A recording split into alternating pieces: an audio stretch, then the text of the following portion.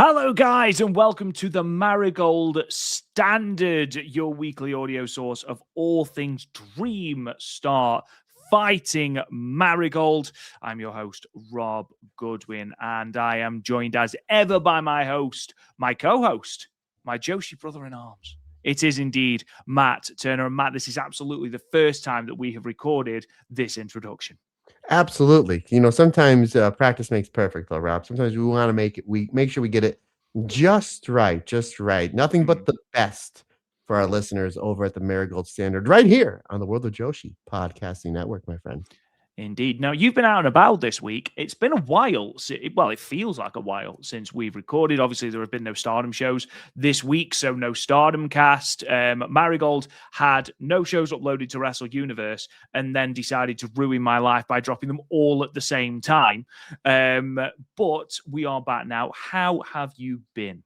Good, buddy. Busy. Yeah, I was away. I was in Harrisburg for a few days. Crucially, not Texas, where I thought you were. No, not Texas. Which I think. Well, I mean, I give you a mulligan because I think the last two times I had to go away for work, I had to go to Texas. One time was Dallas because I did walk on the. I remember that. I walked on this. I walked on the grounds of the Sportatorium, and I still have a bag of dirt somewhere over here that I picked up while I was at the Sportatorium. That's what you do. That's what I you got do. a bag of dirt. I got a bag of dirt in the Sportatorium, and so I think it was in Dallas, and maybe it was Austin the year before, but no, this year for training, just Harrisburg, which is our state capital here in Pennsylvania, just about a 2-hour drive. So I made the drive on Monday night, and then we had training Tuesday and Wednesday, and they were like, "Hey, if you want to, you can stay over on Wednesday night, leave Thursday morning." And I was like, "No, I'm going to go home." So I got home last night around 6ish.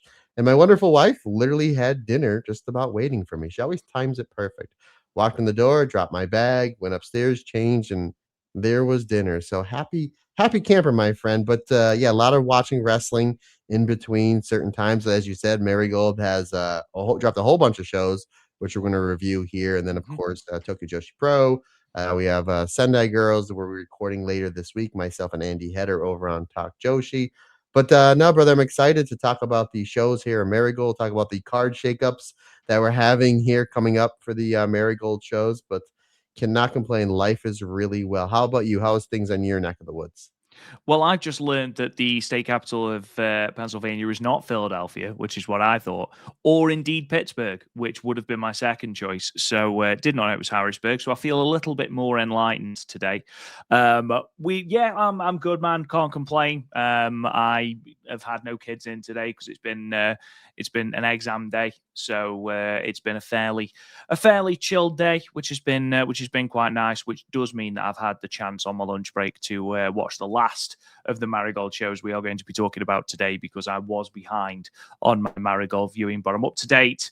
And this is going to be your Marigold Golden Week review, with the exception, by the way, of the show from the 10th, because as we record on the 14th of May, it only dropped at midday British Standard Time. So I haven't had a chance to watch it yet. So we'll include that next week when we go through the Korakuen Hall show, which of course the full card has been announced for that, and we'll go through that shortly. And indeed for our preview of Shine Forever. And Matt, that has also been released as well, and some interesting matchups on there, but also for a bit of viewer retention. And I am going to take a leaf out of Matt Turner's book here. Stick around after our reviews, because before a gaze at Julia, we have a brand new game that Matt Turner knows nothing about. Now, ladies and gentlemen, what I will say is this could go horrendously wrong. Okay, so if you're watching on YouTube or indeed on Patreon, great. It's very visual. I will try and make it entertaining for the podcast listener as well. But it's either going to go really well and it will become a semi-regular part of the show, or it'll go horrendously and I'll cut it out in post and no one will know it exists. So, there you go, Matt. There's our little bit of viewer and listener retention for this episode of the Marigold Standards. I actually have for Gaze at Julia, for our YouTube listeners, I have a little show and tell again, Rob, a little show and tell. Interesting. Yes, this one's not going to make me a millionaire like how I thought the other one may or may not have, but Yes. it's something came in the mail yesterday or the day before, and I was like, oh, I can use that as a gaze at Julia. Everything for the show. But yes, Rob did text me yesterday, and he's like, hey, I got something special for the Marigold Standard. Not telling you what it is. It works for me. I like thinking on the fly. I like calling on the fly, walking and talking, as the late great Tracy Smothers would say. So I'm excited for this new segment. Again, I like things that are really, really good or really, really bad. Nothing in between, Rob. Nothing in between. So I will never deliver you anything in between. It is 90% awful and 10% magic. That is yes, that's my mantra, my friend. I yes, meant to show awesome. you, actually, just mentioning Julia. There is some proper crap AI out there at the moment on social media. It feels like every single thing I see is AI at the moment. But there was someone had done a roster of all the women on the different brands for the WWE, and some of them look, absolutely spot on. So they had like Charlotte Flair on SmackDown, and she looks the spitting image of Charlotte Flair, Paige, for example. And then you zoom in on it, and if you can find it on Twitter, it's absolutely hilarious because Kiana James looks absolutely nothing like Kiana James. There's another, I think it might be Nikita Lyons, looks horrendous as well, nothing like her. But Julia is on SmackDown twice. Neither of them look the remotest bit like. They look like the most librarianish librarians you've ever seen in your life. Like, they don't even look like the same woman as each other, and they're both wrong. But I meant to screenshot it and send it to you because it is just appalling. It really, really is. But if I find it again, I'll have to send it to you because like when you are on WWE 2K, before you unlock any of the parts, so it's just your bog standard female character. That's exactly what Julia looks like on this photo, Like on a this mannequin. image. It's like a It's mannequin. exactly like that. She hasn't even got blonde hair. Or brown hair. It's like black. And when has Julia ever had black hair? I don't know how many times has she changed her hair since we've been covering, since you've been covering her in 2020 and me in since we 2021. started this episode. I mean, Yeah. she's changed it 3 times in the last 7 minutes? Who's changed her hair more, Hazuki, Julie, or Starlight Kid? Andy Header, Oh, get your Starlight voted. Kid. Starlight Kid.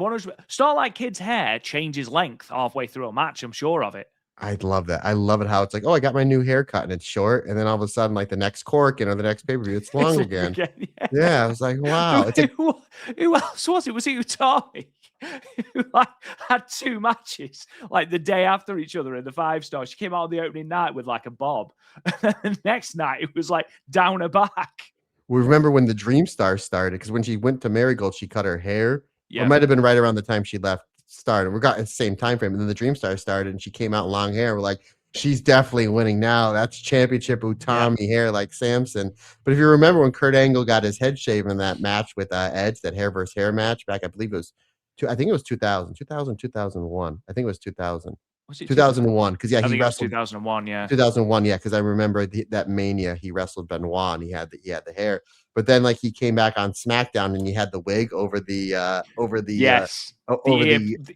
headphone, the amateur headset. Yeah, and he's like, I grew it in a little just for kicks. So anytime I see Starlight Kid having the short hair and the long hair, I'm like, oh, she grew it in a little too, just for kicks. Oh, it's brilliant. But yeah, remind me, I need to send that to you because it is absolutely hilarious.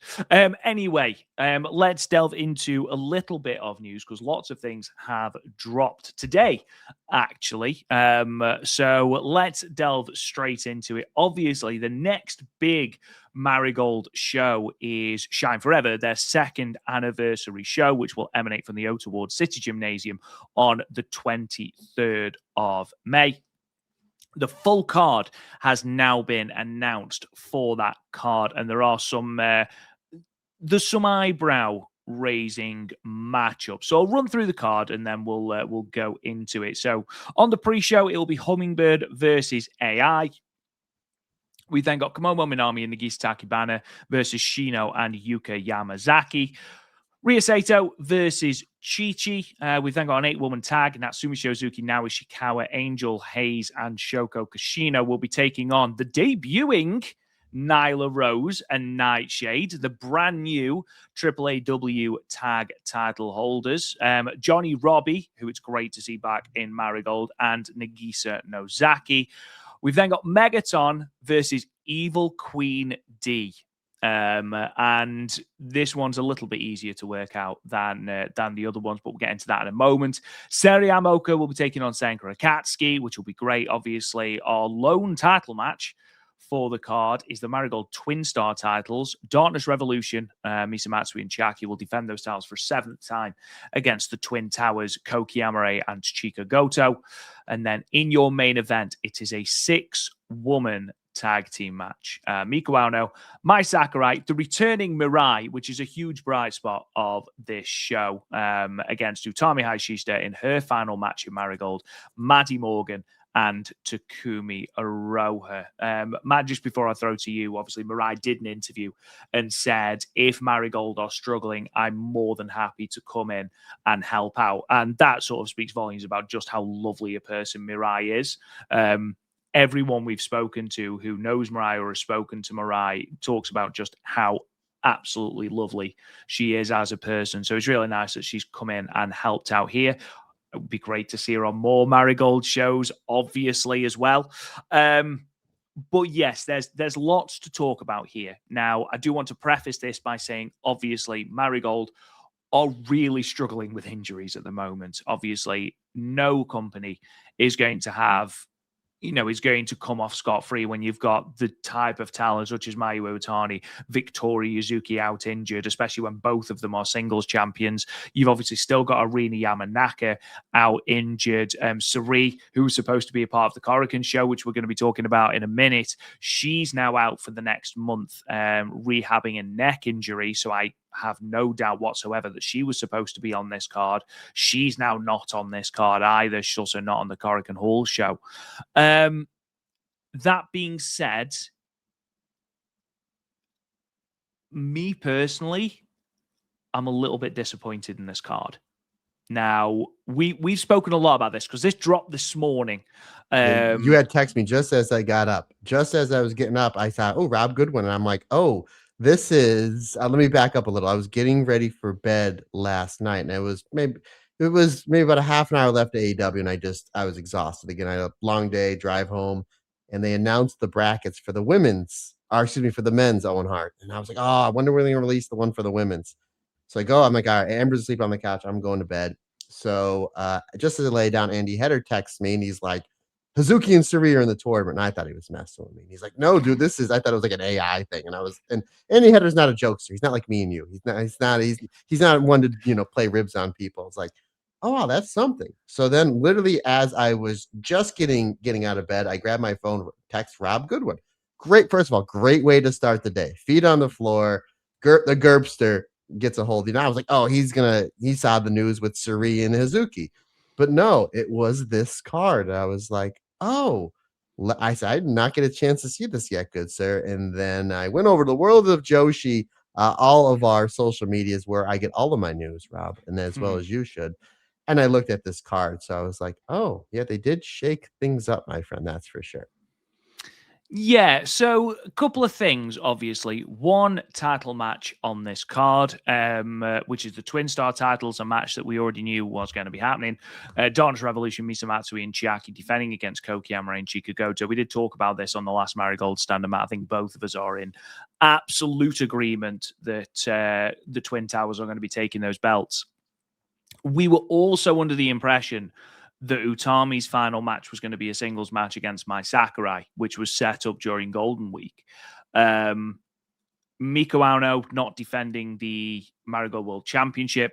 She is instead defending it 7 days earlier at Korakuen against Maddie Morgan. Maddie Morgan, who is in the 6-woman tag across the ring from Miku Aono in the same match. So I'm not entirely sure why the red belt match is happening at Korakuen Hall 7 days before the second anniversary show.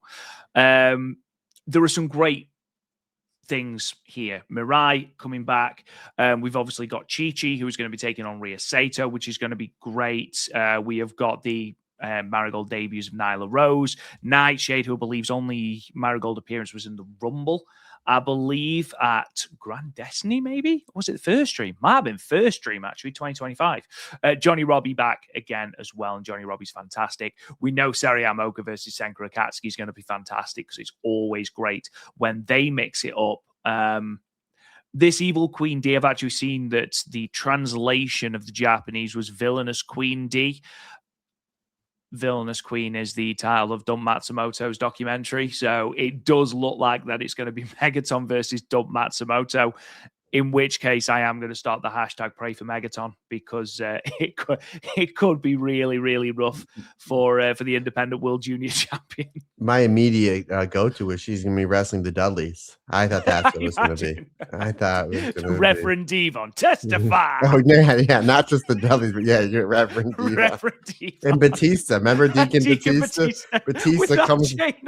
Yeah, Batista comes out of retirement to stop recording, stop filming whatever filming he's doing so he can wrestle Megaton. Come on, Rob. I mean, geez, let's go.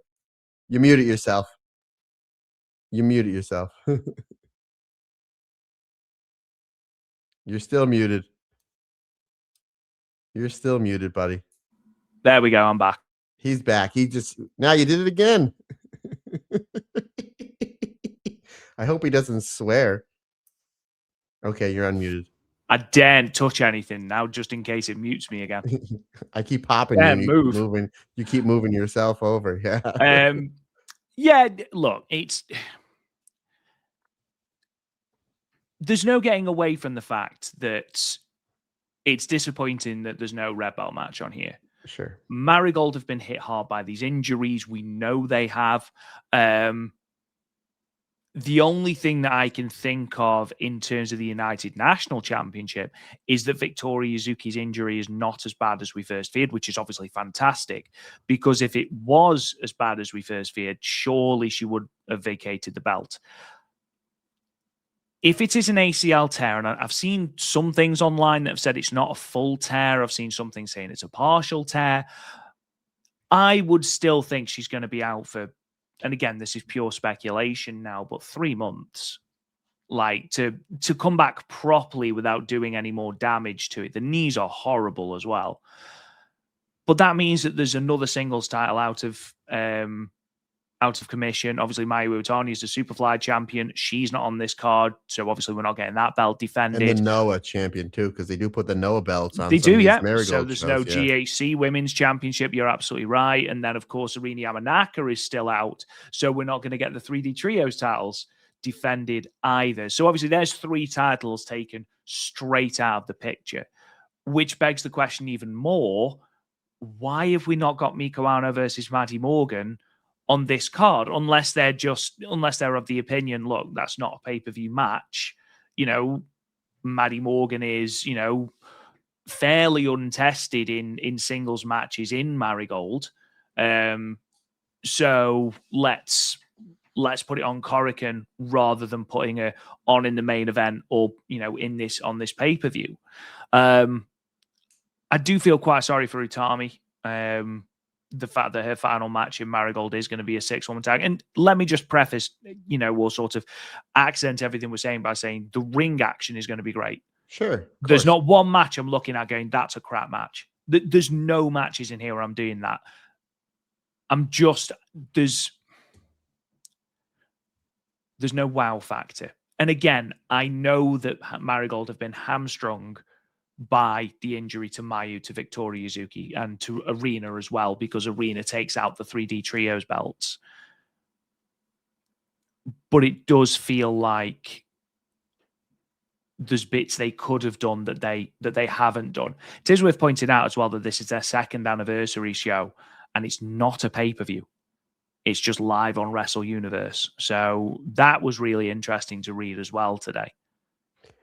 I would have, and again, who are we to tell Ross Yogawa how to book?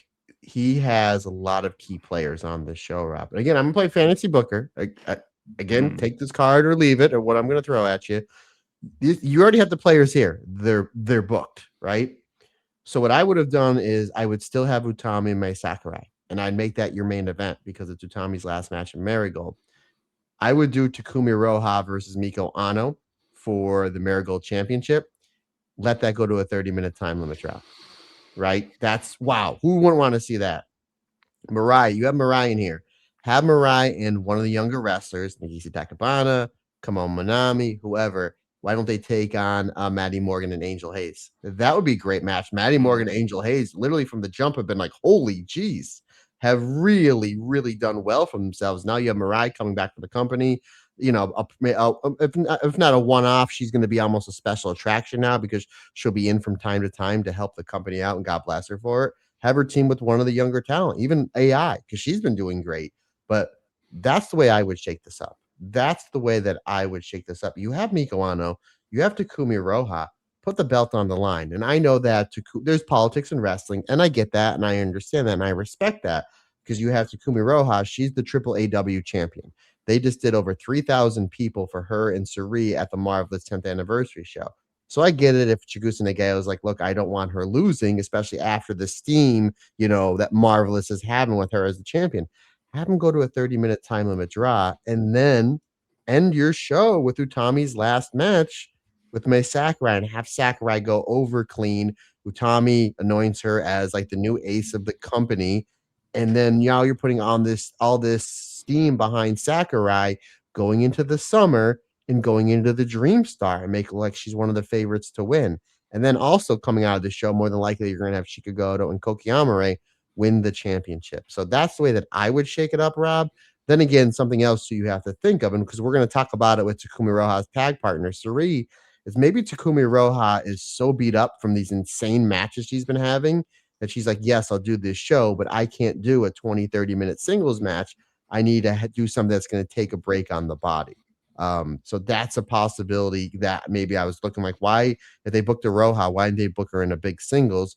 Maybe that's why she's name value. Maybe she comes in here and like plays the hits and still does great because it's Takumi Roha, one of the best wrestlers going right now. So a lot of factors to throw in. That's the way that I would have done it, regardless, despite, the injuries. Just again, we thought maybe they were going to do Sareee versus Miko Ano on this show. I know it's something we talked about both off and on air before. Obviously, that can't happen. No Mayu, no Yuzuki. They really did the best they did. I thought it was a smart thing pulling it off pay-per-view because I think they did mention last year Shine Forever was going to be one of the 4 pay-per-views throughout the year. I think they just thought like, look, let's just put this on Wrestle Universe. We get more people that'll pay the $7-8 for Wrestle Universe than they would for a pay-per-view, whether it's $20 or $30, I forget. And Rob, who's not to say that Rossi doesn't have some surprises up his sleeve that will maybe then, hey, let's do this show only on Wrestle Universe. We'll get more people to watch it than wait for it to come off pay-per-view. And maybe there's a Kyrie that comes here. Again, I don't know her contract. No one really does. I mean, there's so much speculation with Kyrie, speculation, isn't it? Kyrie and Asuka and all this other stuff where it's speculation. But at the same time, it's just like, well, if they're going to parachute Kyrie in, why not do it on a show where it's going to be more affordable? And then this way, more people will watch. And it's like, holy geez. And that might be the spark that Marigold does need to kind of help him get him through all these things going on with the injury. I don't know, Rob. Again, they're just a string of bad luck for them. At the same time, I'm really looking for this Korakuen show this weekend. Really looking for the show to next week, and hopefully that with the Chi-Chis coming in and the Mariahs coming in from time to time, Sanka coming in, Sareee doing some great work. Again, Maddie Morgan and Angel Hayes have really, really done some terrific work. Chikagoto and Koki Amare have really upped their stock. Maybe that's something that'll help them get through this rough patch that they're going through. Because again, despite all the injuries, the roster is still absolutely loaded. Now Ishikawa are really stepping up. I mean, Nagisa Takabana, we talk about how great she is all the time. Kamon Manami really stepping up her game. Mai Sakurai is going to have to be a leader. Even when Mayu comes back, she's going to have to be, one of the big stars in this company, along with Mayu, Miko Ano, and Victoria Yuzuki. Like, she's going to have to be a big focal point going into the summer because you're losing Utami. And again, we don't know how long Mayu's going to be out for. We don't know how long Victoria Yuzuki's going out for. So they need to build this show and this main event, I think, around Mai Sakurai. And I think she's absolutely earned it. So I think it's going to be an interesting show. I think it's going to really show us what Rossi's going to be able to do to deliver between now and the Dream Star. Yeah, obviously, as you mentioned, this was the first year Marigold wanted to run 4 pay-per-views, and there was a lot of excitement at the start of the year. There are still, rather morbid positives, I suppose, to take from this. If this had have happened last year, if this raft of injuries have happened last year, Marigold would have really struggled. However, with the deeper roster, with the elevation of talents of such as Komomo Minami, for example, Nagisa Takibana, who's on the rise, the introduction of rookies, Lady AI, who's doing some really good work on the undercard. Rossi has mentioned that there are other names coming in. I know that someone, again, I apologize, I can't remember who said this on social media, but I believe there was someone who was supposed to be debuting for TJPW, a rookie, and now has gone somewhere else. And that's being heavily rumored to be the person that Rossi was talking about in terms of a new rookie for Marigold. I did hear, and here's his cheap plug for the week. I did hear on Andy Zeik's podcast, the Tokyo Joshi Pod, every new episode drop every Friday. There you go, Andy Zeik. Don't forget to we'll send the bill in the mail. I did hear on his podcast last week that there was somebody training at the Tokyo Joshi Pro Dojo that has been showing up to do the seconding in Marigold. So I just remember that, and then you said it, so I'm kind of just putting one and one together, Raps. Maybe that's a possibility. Can you imagine you get somebody that was trained by Shoko Nakajima and Miyu Yamashita and then now is being mentored by Mayu Utami? Oh boy, like what a mix that is. What a mix that is. And I wonder as well if Rossi has sort of looked at this pay-per-view and gone, right, all of my plans are on fire. Okay, so everything I wanted to do with this pay-per-view, to the point now where the injury bug is biting people that aren't even part of the roster in Sareee. It's just people that he wants to introduce. I do wonder if he's sort of gone with this pay-per-view, right? Okay, this pay-per-view's burning. What if we use it as more of a setup for the next pay-per-view? So sort of start things in motion ahead of Summer Destiny, which is August 9th at Ota Ward. That's the only thing that I can think, really. And I think that's probably the best thing. I still would have put Miko Ano in a red belt match. I still would have given Utami that singles match against Mai Sakurai. Again, Marigold are really going to, Marigold are clearly really struggling at the moment with injuries. I think missing Utami after Shine Forever as well is going to be a huge loss, especially initially because Victoria Yuzuki will not be back from injury straight away. Mayu Iwatani will not be back from injury straight away. It's worth pointing out, we might as well go into it now. Mayu Iwatani, it's not just her toe, it's also her shoulder. She did put on Twitter that and the x-ray she put on Twitter, it did not look like a fracture of the toe. It looked like her toe had fallen off. It looked like a break. I'm sure it's not. I'm sure they're fractures, but that's not going to take a couple of weeks to heal. That's going to be a couple of months. And then she said she's going for an MRI on her shoulder because she's got some shoulder complaints as well. And apparently has been sort of wrestling her way through that. So this couple of months for the toe could turn into a more extended absence, which again, they're 3 huge gaps at the top of your roster. And again, if this ACL injury to Victoria Yuzuki does turn out to be, a longer period out, that means that she's not going to be in the Dream Star. If Mayu's shoulder injury again, we're only a couple of months away from the Dream Star, 3-4 months, because I can do maths, 3 months away from the Dream Star. If Mayu's injury is complicated, that's her out of the Dream Star. To have a Dream Star that doesn't have Utami, that doesn't have Mayu, that doesn't have Victoria Yuzuki. Mirai as well. Not unless they parachute her in. Not unless they that doesn't have Mirai. They're 4 huge names that you are struggling to, and again, I will say again, there are women on this roster who will step up. Komomo Minami, Nagisa Nagisa Takibana rather Natsumi Shozuki. Misa Matsui again. Misa Matsui Geez. again. Wow. Yeah, absolutely. Time out, Rob. Sorry, I didn't mean to interrupt you. Again, if we're parachuting things in for this show, why didn't you just do Misa Matsui versus Miko Ano? All you do is a backstage segment. Miko Ano's doing a promo, or she's hanging out with Megaton. You and can't. Then she's defending the Twin Star. Oh, that's right. That's why. That's why you're the guy, buddy. That's why you're the guy. By the way, fancy your hair, looking stellar, buddy. A+. Well, A+. I've got to make the effort for you. Unless they did. I assumed they were going to stack title defenses for Miku and have her do one at Korakuen and then have a challenger come out and then her defend against them at Shine Forever, which, you could have then done, for example, a Misa Matsui title defense, although I would have liked a little bit more build to that. Maybe a Misa Matsui defense at Korakuen and then do Maddie Morgan here.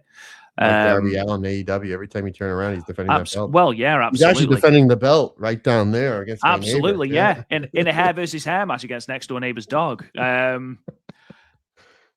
Look, I don't envy the position that Rossi Ogawa is in as a booker. And you've said multiple times, Matt, who would be a wrestling booker? It is a slightly disappointing card. I don't think there's any way around that. However, the matches themselves will be great. The in-ring work will be great. The women on this roster are great.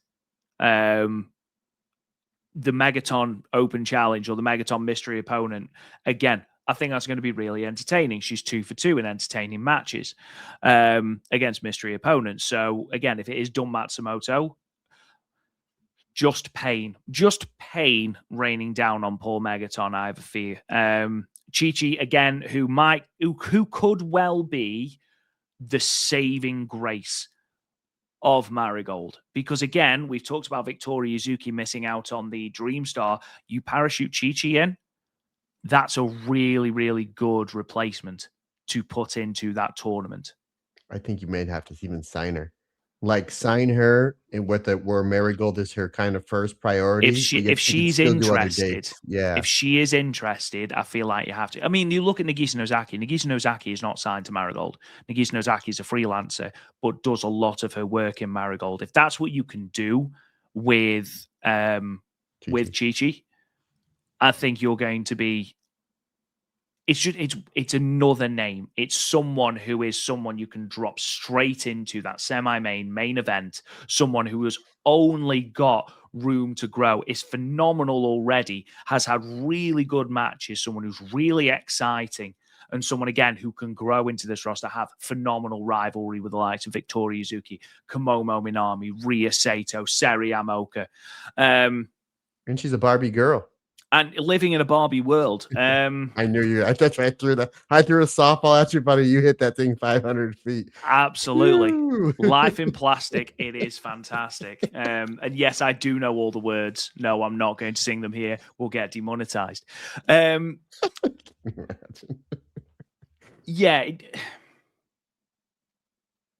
I do sympathize. I think there is going to have to be some movement, I think, in terms of replacing these women. I mean, Rossi's done an interview and, again, just set off alarm bells by saying that Mayu, maybe she's looking at retiring soon because of injuries. It's like, whoa, Rossi, right? Okay, no, let's not even put that out in the universe yet. Okay, no, let's not. Okay, shall we not?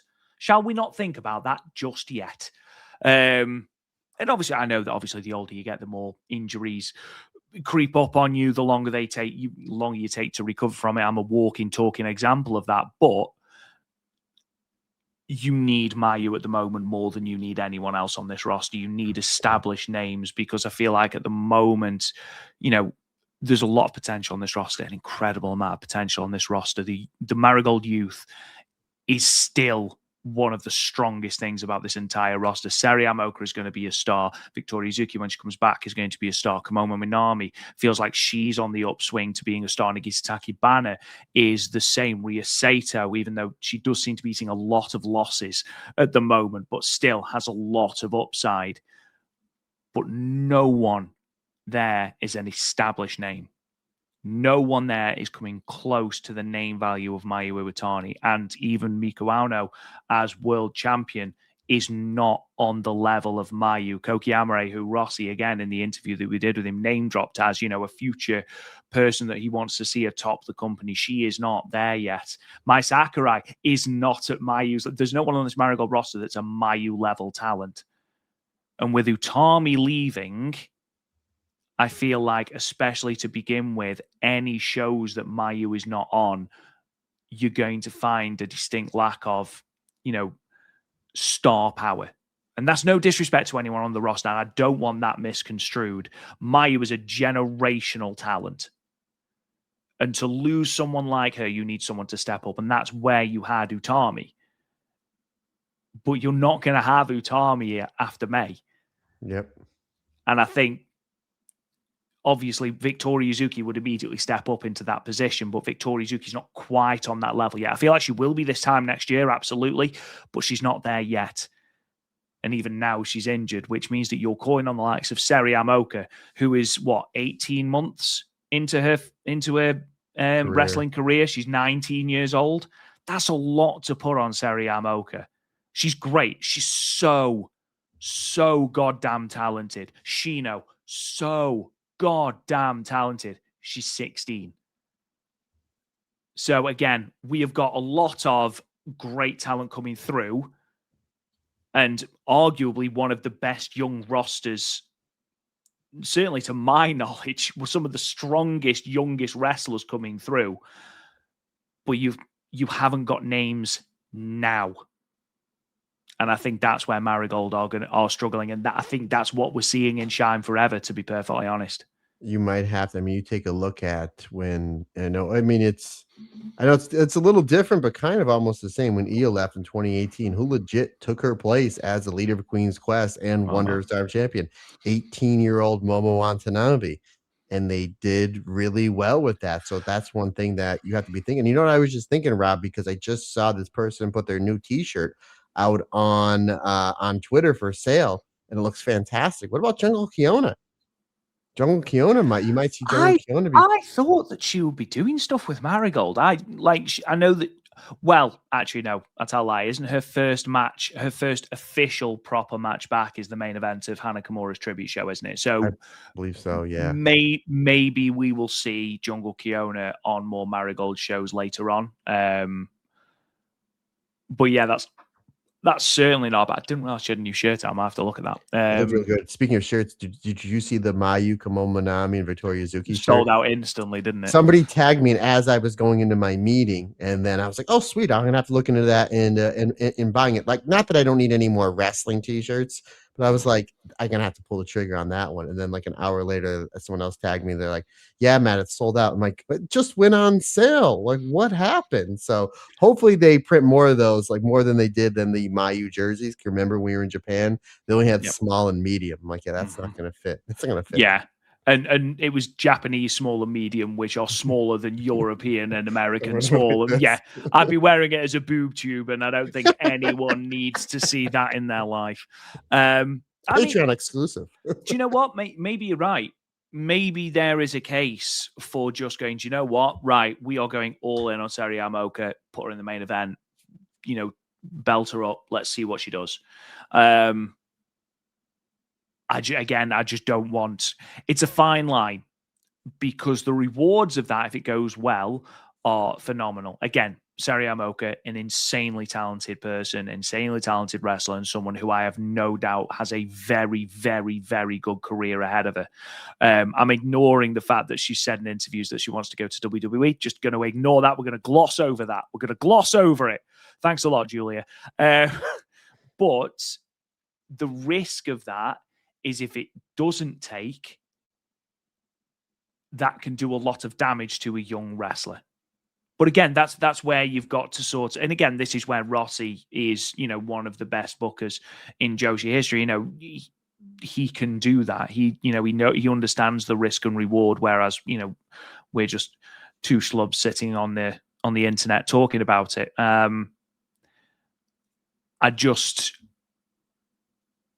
There is a part of me that worries, because of the magnitude of the names. Again, I mean, you talk about the United National title.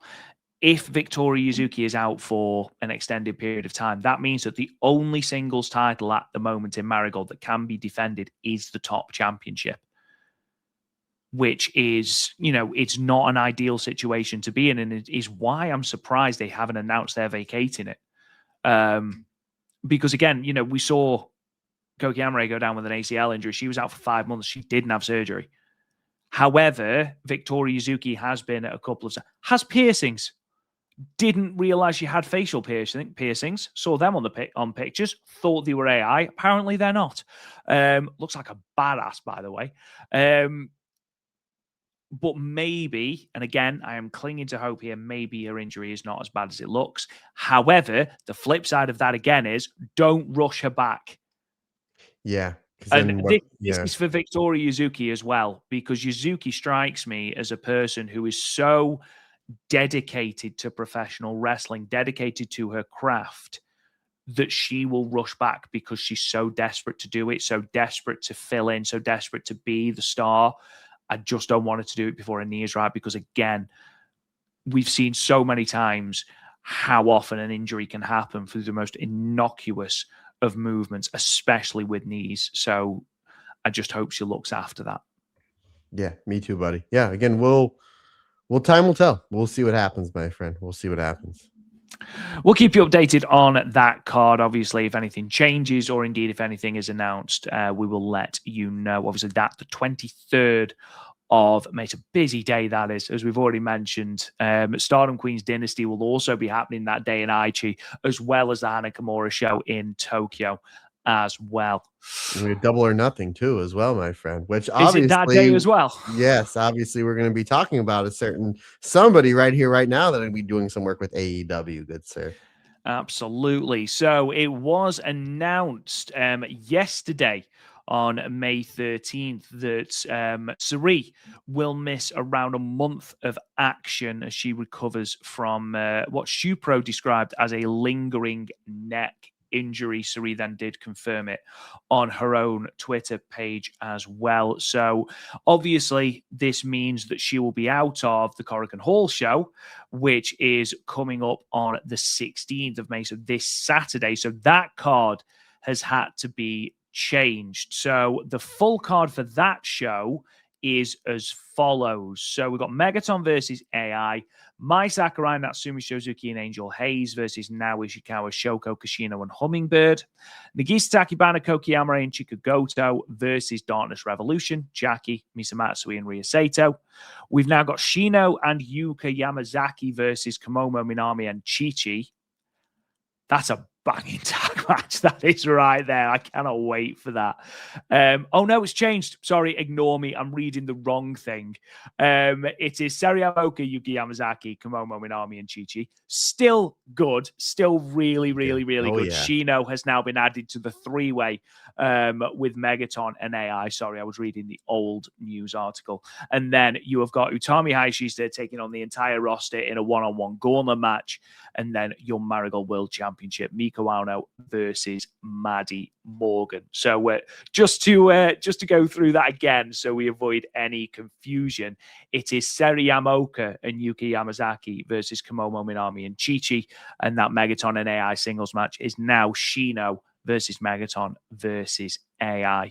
Obviously, Matt, the Utami Hayashishita Gauntlet is going to be amazing. It's always really entertaining to see these gauntlets, always really emotional. Joshi does this sort of thing better than anybody else. That tag match is going to be brilliant. Again, Marigold Youth, what a tag match that is going to be, especially if they give that 13, 14, 15 minutes. That is going to really slap.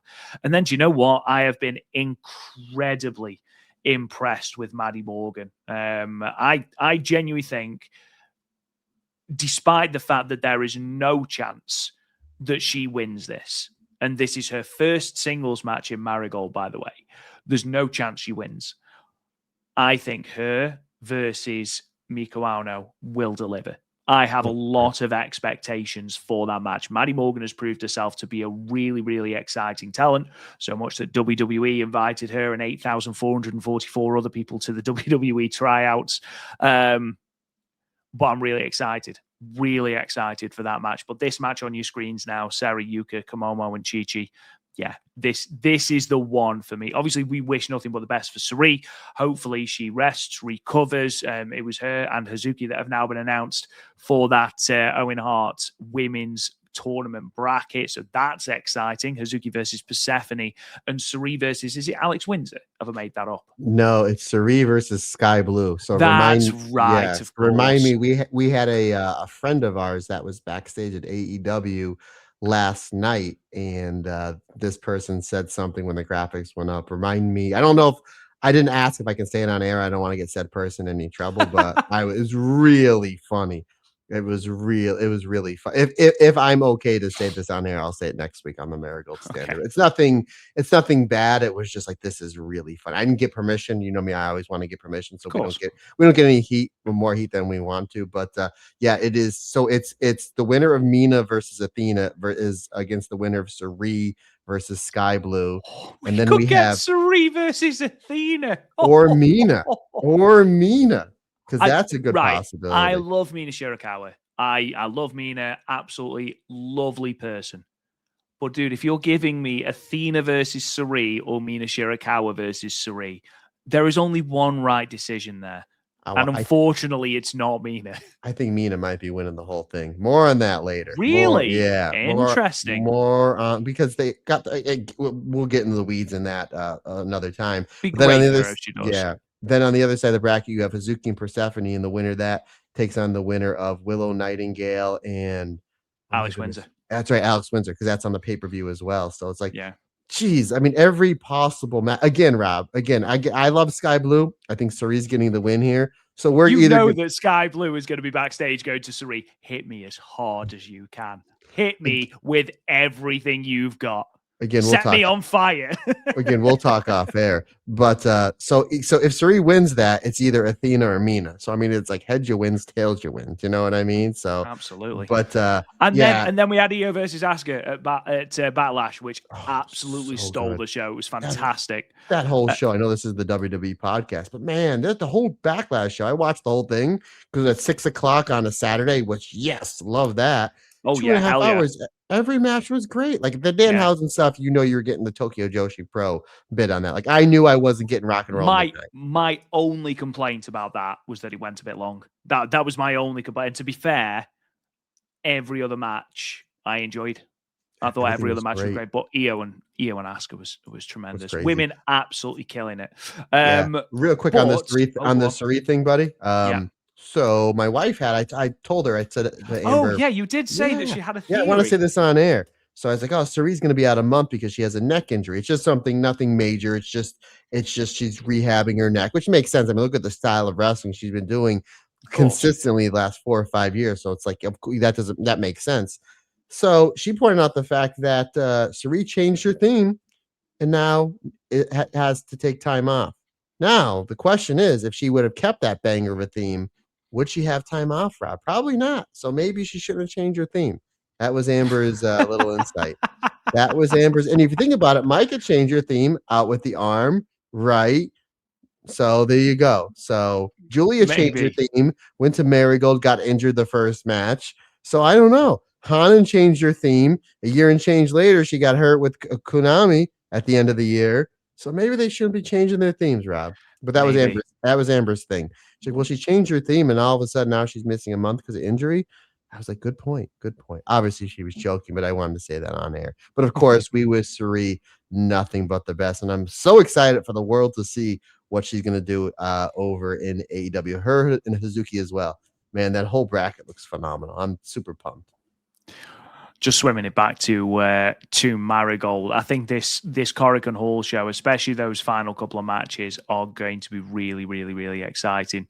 Again, I'm really excited for this tag match. Chi-Chi and Sareee Amoka is going to be fantastic.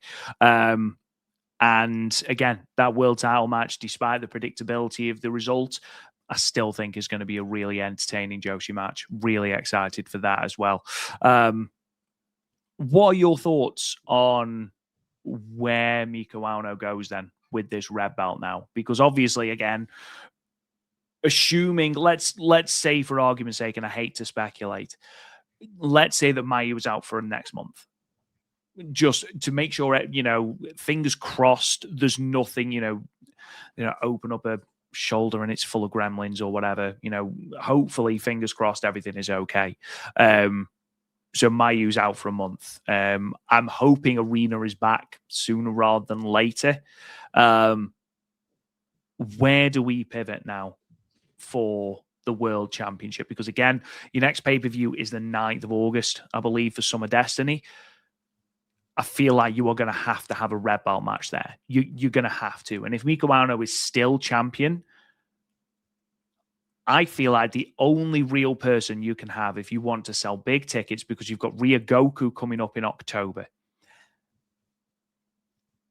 I feel like that could be, and again, they may well have Kairi do something at this pay-per-view. They may, this show that's coming up on the 23rd, you may well have Kairi do a video package or an announcement that Kairi is coming or whatever. And I don't expect Kairi to be doing a full Marigold schedule. There's just no way. She may come in for the pay-per-views. She may come in for, 1 in 3 Korakuens or something like that. That is far more likely than seeing her as anything close to a full-time worker. But it's a name. And I feel like if Kairi is going to Marigold, she needs to be there in a high-profile match at Ryogoku. I think it'll be Miko Ano versus Kairi or Miko Ano versus Mayu. Now, the other option is you have Mayu take the red belt off Miku at Summer Destiny on the 9th of August, and then have Mayu versus Kairi in the main event of Grand Destiny. My only issue with that is I feel like you need to start, and again, for the exact reasons that I went through earlier, you need to start elevating some of this younger talent. You need to start elevating some of this roster. So that's my only issue, because again, Kairi's late 30s, I believe, mid to late 30s. Mayu is in, I think she's 33 now, maybe. Mayu is not going to be around forever. Kairi certainly isn't going to be around forever. You need to start elevating and putting this roster into prominent positions to take over from them when they do leave or when they do retire, sooner rather than later. Because again, otherwise you're going to end up in the Shine Forever predicament again. I mean, you're looking at what's going to happen at Summer Destiny. If they were, and again, we were speculating that they may have been doing Miko Ano versus Sareee for Shine Forever. Maybe if the dates line up, you run that back. Or Rob, I mean, if you're watching on YouTube, it's right in front of your face. Miko Ano and Sareee Yamaoka. I mean, they're clearly going there. Yeah. You might just have to hit the fast forward button, speed it up a little. And hey, let's get there. Let's get there, because I mean, styles make fights. You have the grappler and Sareee versus the striker and Miko Ano. It's just the story kind of writes itself. So I mean, I think that would be a good way to go. There's a lot of different ways they can go, but it's how they get there. It's the journey, not the end result. And they have to do by right for Miko Ano, building things properly, so this way they get the most out of her and that title reign, because the most you get out of that, the more tickets you get, the bigger buzz you get on Marigold. I think the Kairi stuff is interesting. I do like the idea of Mayu versus Kairi, if that's the way they go, but it might have a possibility. As we know that Mayu, when she first came into Marigold a year ago, that she wanted to go through all the belts. She wanted to be the belt collector, but it might be a point where it's like, we need to fast forward this and pass the United National Championship and go right to the red belt, because we need a star in there that is going to help us draw tickets. As great as matches Miko Ano's been, she's not, and I'm a massive fan of Miko Ano. You know that, Robin. Anybody that's listened to the Marigold Standard since day one, I'm a massive fan of her. But she's not drawing tickets as champion. And I think some of that has to do with the promotion and the booking, and some of that has to do with her. I think they have to come together and they got to do right by her, because I think there's a lot more they can get out of this run, because she's a fantastic wrestler. She's over with the crowd, but they still need to be drawing more. At the end of the day, it's a business. If they're going to bring Kairi in, Rob, that's another big expense. Again, we know they're running Ryogoku. We heard from multiple people. Ryogoku Sumo Hall is a very expensive building to run. It That's is, yeah. why Stardom has for the longest time they only run it once a year. Now we know again for Stardom they're doing it for the 5-star finals and probably at the end of the year. So again, you still need to be drawing tickets and Mm. they need to find a way to do that. I hope this Korakuen show coming up this weekend, I hope they draw really well. Of course they do. I love them. I want every company to draw really well. I'm for everybody. You know, WWE, AEW, TNA, Major League Wrestling, the NWA, which I heard the NWA did something like a quarter of a million views on their new station. I'm like, that's great. That's phenomenal. I want Marigold to do well. They're one of my favorite wrestling companies to watch. The talent's terrific. I want them to do well, and I want them to do right by Miko Ano, giving her a proper build to have this big, big, big match that it's going to get a lot more eyes on Miko Ano. I tell a lot of my friends that watch wrestling, they only watch wrestling in the United States. I'm like, there's wrestlers in Japan that you need to watch, and two of them I highlight all the time are Miko Ano and Victoria Yuzuki.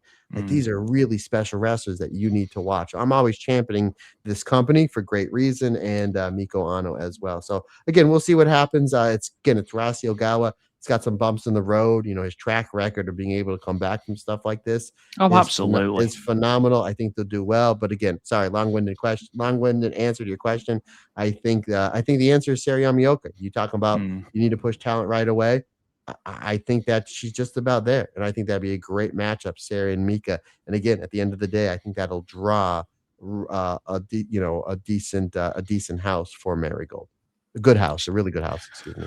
She is incredibly talented. I don't think she's ready to be Red Belt champion yet, but she certainly, I think she could be pushed into that picture. I'm just, again, maybe I'm being a little bit sort of cautious. But again, you look at these four women on your screen, Yuka, Sareee, Komomo, and Chi-Chi. You throw Victoria Yuzuki into that, you throw Rhea Sato into that, you throw Shino into that in a couple of years, and you've got really, really solid base on which to build. So fingers crossed, everything comes good. Just want to go through a couple more Utami matches because obviously the Sareee injury with her being a freelancer has meant that a lot of cards have had to be changed for different reasons. One of them is the Kyoto Ito dojo show that is coming up on the 17th of May at Shinkiba First Ring. Initially, it was supposed to be Spark Rush versus Chi-Chi and Sankara Katsuki.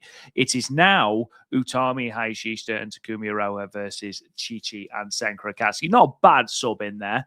Sareee for Utami Hayashishita. That's going to be an incredibly good match. Also on that card is a rematch between Kyoto Ito and Natsupoi from Sareeism. So again, looking forward to that. The entire card is on Kyoto Ito's Twitter page as well. Matt, before you ask, no idea. I was tagged right around the same time you text me. I was tagged in posts about this, and I asked how to watch it. Nobody had any idea.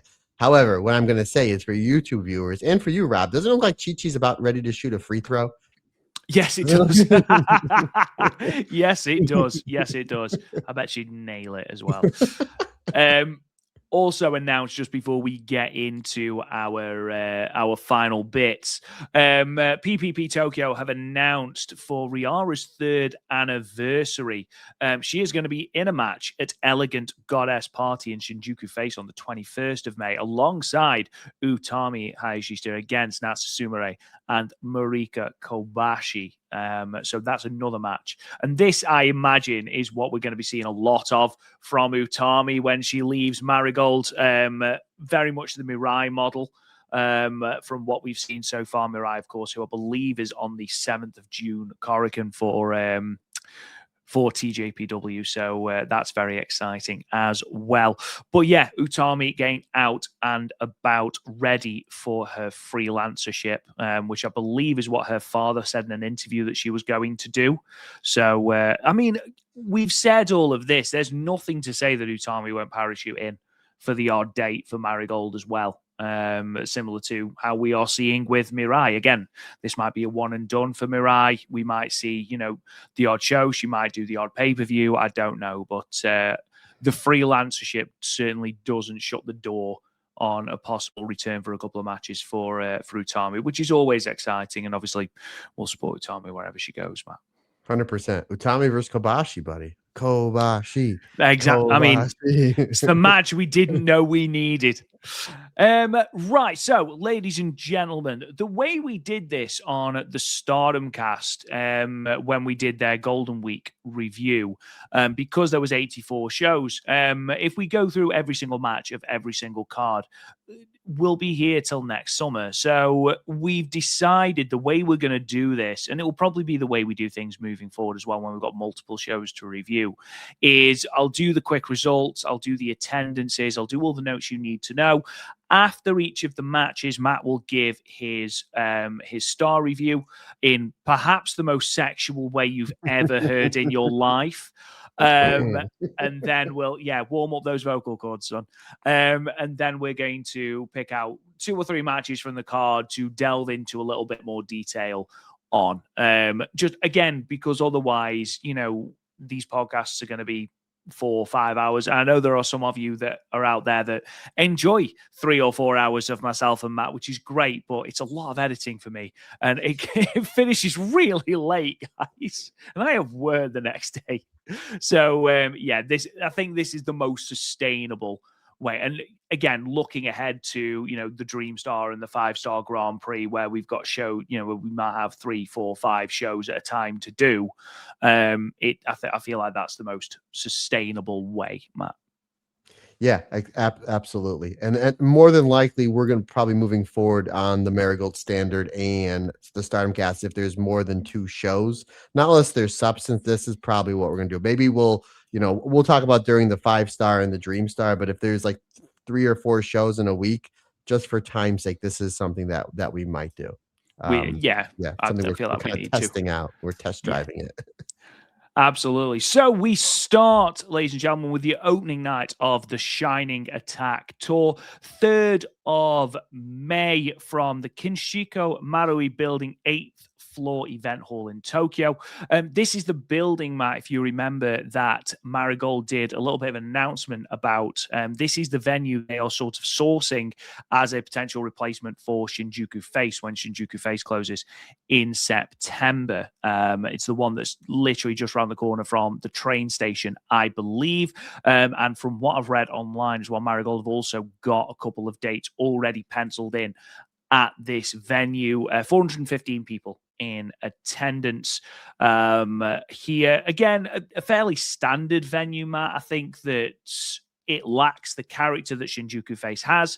Again, I feel like most venues lack the character that Shinjuku Face had. Both me and you said that it was one of our favorite venues to go and watch. It felt very much like a club feel to it. But, again, if this is a venue that can serve as a go-between between, the 200 you can get in Shinkiba first ring and, the 600, 700 plus that you pull into Korakuen, I feel like this is perfect for what they can. And from what I understand, a fraction of the price as well. Great looking venue. And again, they drew really well. A little over 415 people, yeah.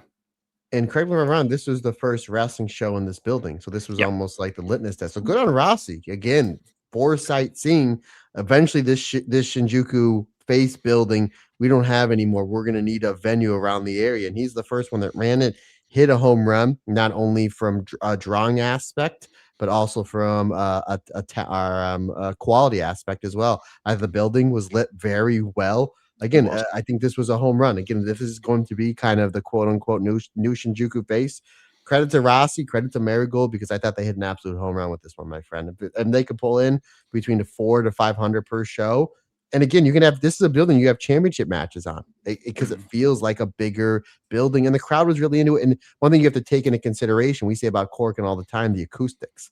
Like we know Korakuen, you can do 14, 1500, but sometimes it feels like there's 3,000, 4,000 people in there. Like just from just from listening to it, because the acoustics bounce off the wall really well in Korakuen. This building was very similar. So I am all for that Marigold running here. As you mentioned before, partner, they already have a few dates already lined up.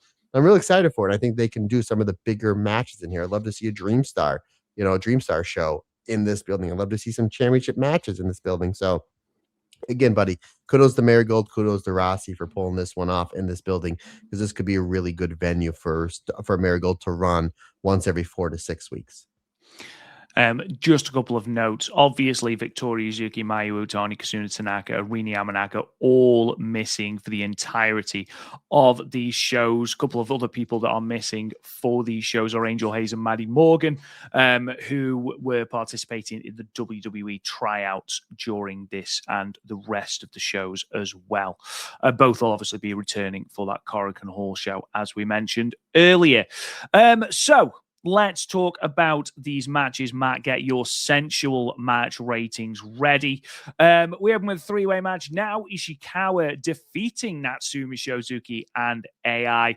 Now getting the pinfall over AI with a lateral cradle pin in 7 minutes and 30 seconds. 3.25 stars. Oh, it tickles me every time. Singles match, Mai Sakurai submitted Megaton with an STF in 6 minutes and 47 seconds. 3 stars. The gentleman's 3.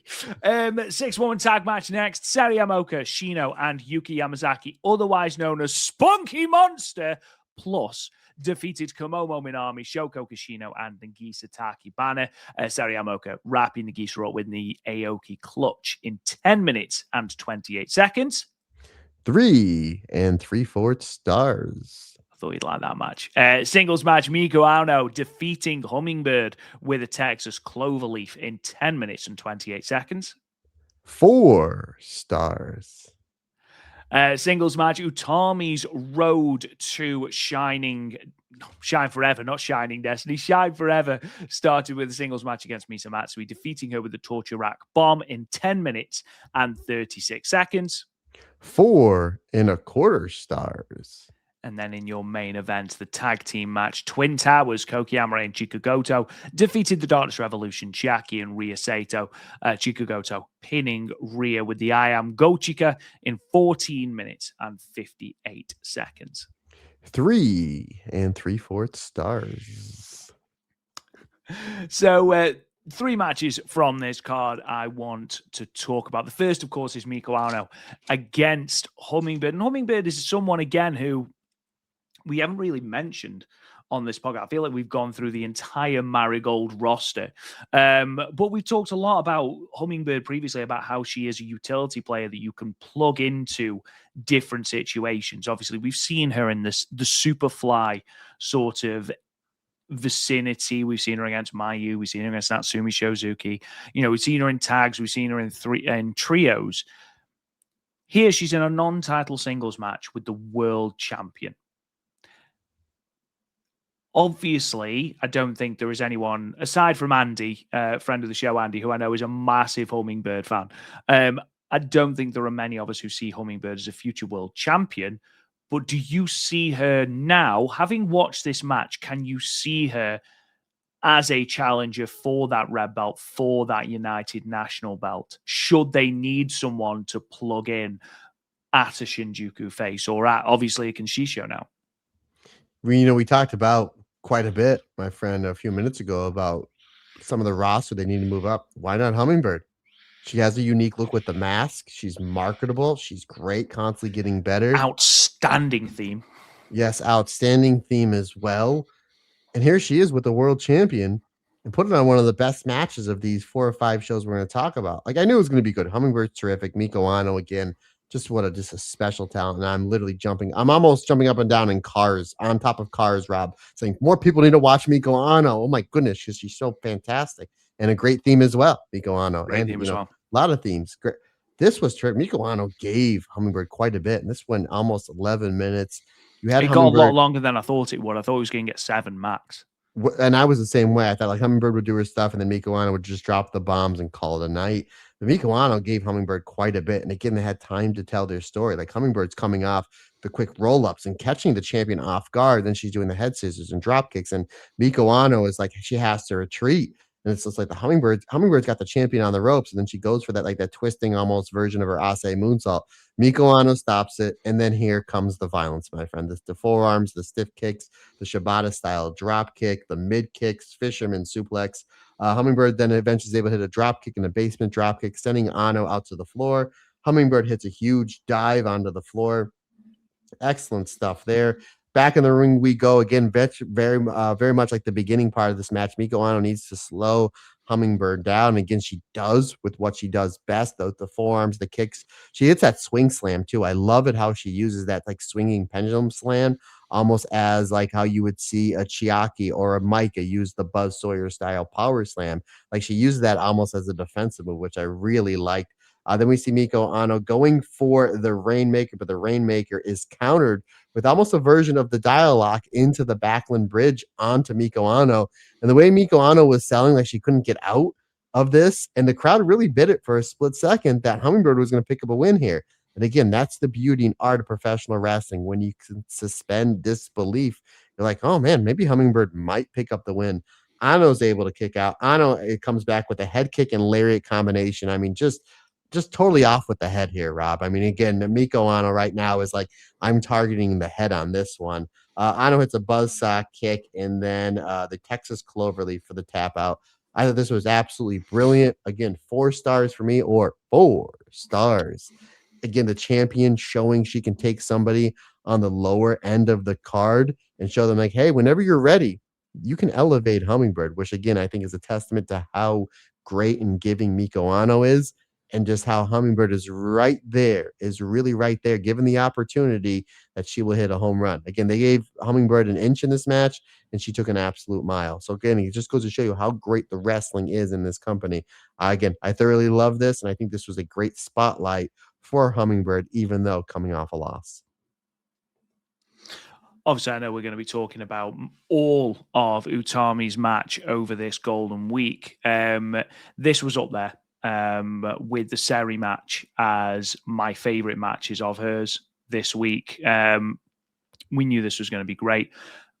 I do have a question. You don't have to answer it now. You can answer it at the end when we talk about the Sareee Amoka match. No losses for Utami in this run. Now, obviously, there have been elevations. Again, I thought her and Misa were fantastic here. I think Misa looked great in a loss. Are you surprised? Obviously, we've now seen Utami's final singles match. It was against Shino. Spoilers, she would ultimately win that match. So she hasn't lost a singles match on the way out. Are you surprised by that? Because I'm not necessarily surprised that she didn't lose to Chiaki, for example. And even Misa Matsui to a certain extent. I am surprised she didn't lose to Sareee Amoka. Back up a second, Rob. When did she wrestle Shino? Was that the show on the 10th? That's Shino's homecoming match on the 10th. Okay. Yeah, I didn't know who won that match. Thanks. I don't care. I'm going to spoil Daredevil and Punisher for you. By the way, I spoil stuff for you all the time. I spoiled the Shine Forever card for you 4:30 this morning. You sure did. By the way, don't watch Punisher with Kirsty. Oh my goodness, was it violent? The one shot that just came out this week. Oh yeah, the first, yeah. I mean, it's the Punisher. I was just going to say, you come in with a certain expectation, really. You're not getting headlock takeovers. Oh my goodness, it was yes. Anywho. Yeah, and we talked about this, I think, last week and or the week before when Utami was on her way out of Stardom. She put everybody was over on Utami, where it's just like, I think like maybe half and half. Like I figured maybe Misa might get the win here because again, we think she's being elevated towards her future title shot, either at the United National Championship again, or maybe for that red belt again. Misa Matsui versus Miko Ano, I think would be fun. Would be phenomenal and do great business for Marigold. So I kind of figured that Utami would be looking at the lights on this one, but she wasn't. She didn't. And again, as you mentioned, she didn't eat any L's here, which I thought she would have been maybe like 50-50. But regardless, this was great. This was and again, when Rob and I, we're talking beforehand, like, hey, what matches we want to highlight? I said all of Utami's. Utami is going out with an absolute bang. That is for sure. Like every one of her matches on these shows we're going to talk about are like, if you didn't see it, stop what you're doing and watch it because it was must see. And I agree. I think this one was probably the second best behind the Sareee match, again, which we'll get to. This was great because it's basically power versus speed in this one. Like Utami right at the beginning hits the big tackle and Misa Matsui is like, uh-oh, like I'm in for it. Like no fun and games here from Utami. Eventually the match spills to the floor because of course it is. It's Darkness Revolution. Obviously. Yeah. We do have Utami eats the post. Misa takes advantage. of the outside work, and then the ref being distracted hits Utami with a chair, which eventually that Misa Matsui is going to pay for. We get a top rope fight between the two, which I think Utami is going to hit that patented top rope air raid crash, but that doesn't happen. Misa Matsui hitting the Tree of Woe double stomp onto Utami, which I absolutely loved. Utami comes back with a huge release German suplex that it looked like Misa Matsui was never coming down on that one, buddy. Like, I mean, Utami properly threw her. I was like, she gonna come? Oh, okay, all right, she's gonna come down here. And then as soon as Misa hits the mat, Utami comes up with a huge running lariat, which was I love that combination. The release German suplex into the sliding lariat. Great stuff here from Utami. And then Misa comes back with that flying knee, which she properly really put a little extra stank behind that one. Again, as you always say, you think Misa Matsui has the best flying knee in the business. This might have been the best version of it. Was just like, hey, thanks Utami for drawing the houses over the last 2 years. Here's your going away present. My knee 90 miles an hour in your face, which I thought was great. Utami eventually does hit the air raid crash and the torture rack bomb into the German suplex. Utami then follows it up with a big lariat and the torture rack bomb for the 3 count. Again, I always say wrestling is the greatest sport in the world for many reasons, and one of them is even if you lose, you can really win. And even though Misa Matsui lost this, I think maybe other than the Victoria Yuzuki United National Championship match, this might have been her best match. And Utami really went out of her way, like she always does, to making sure, even with a win, or even with Utami winning, Misa losing, that Misa looked really good in this match. And she did. Like, Misa got out of a lot of stuff, like German suplex, torture rack bomb, 4,000 different versions of the lariat.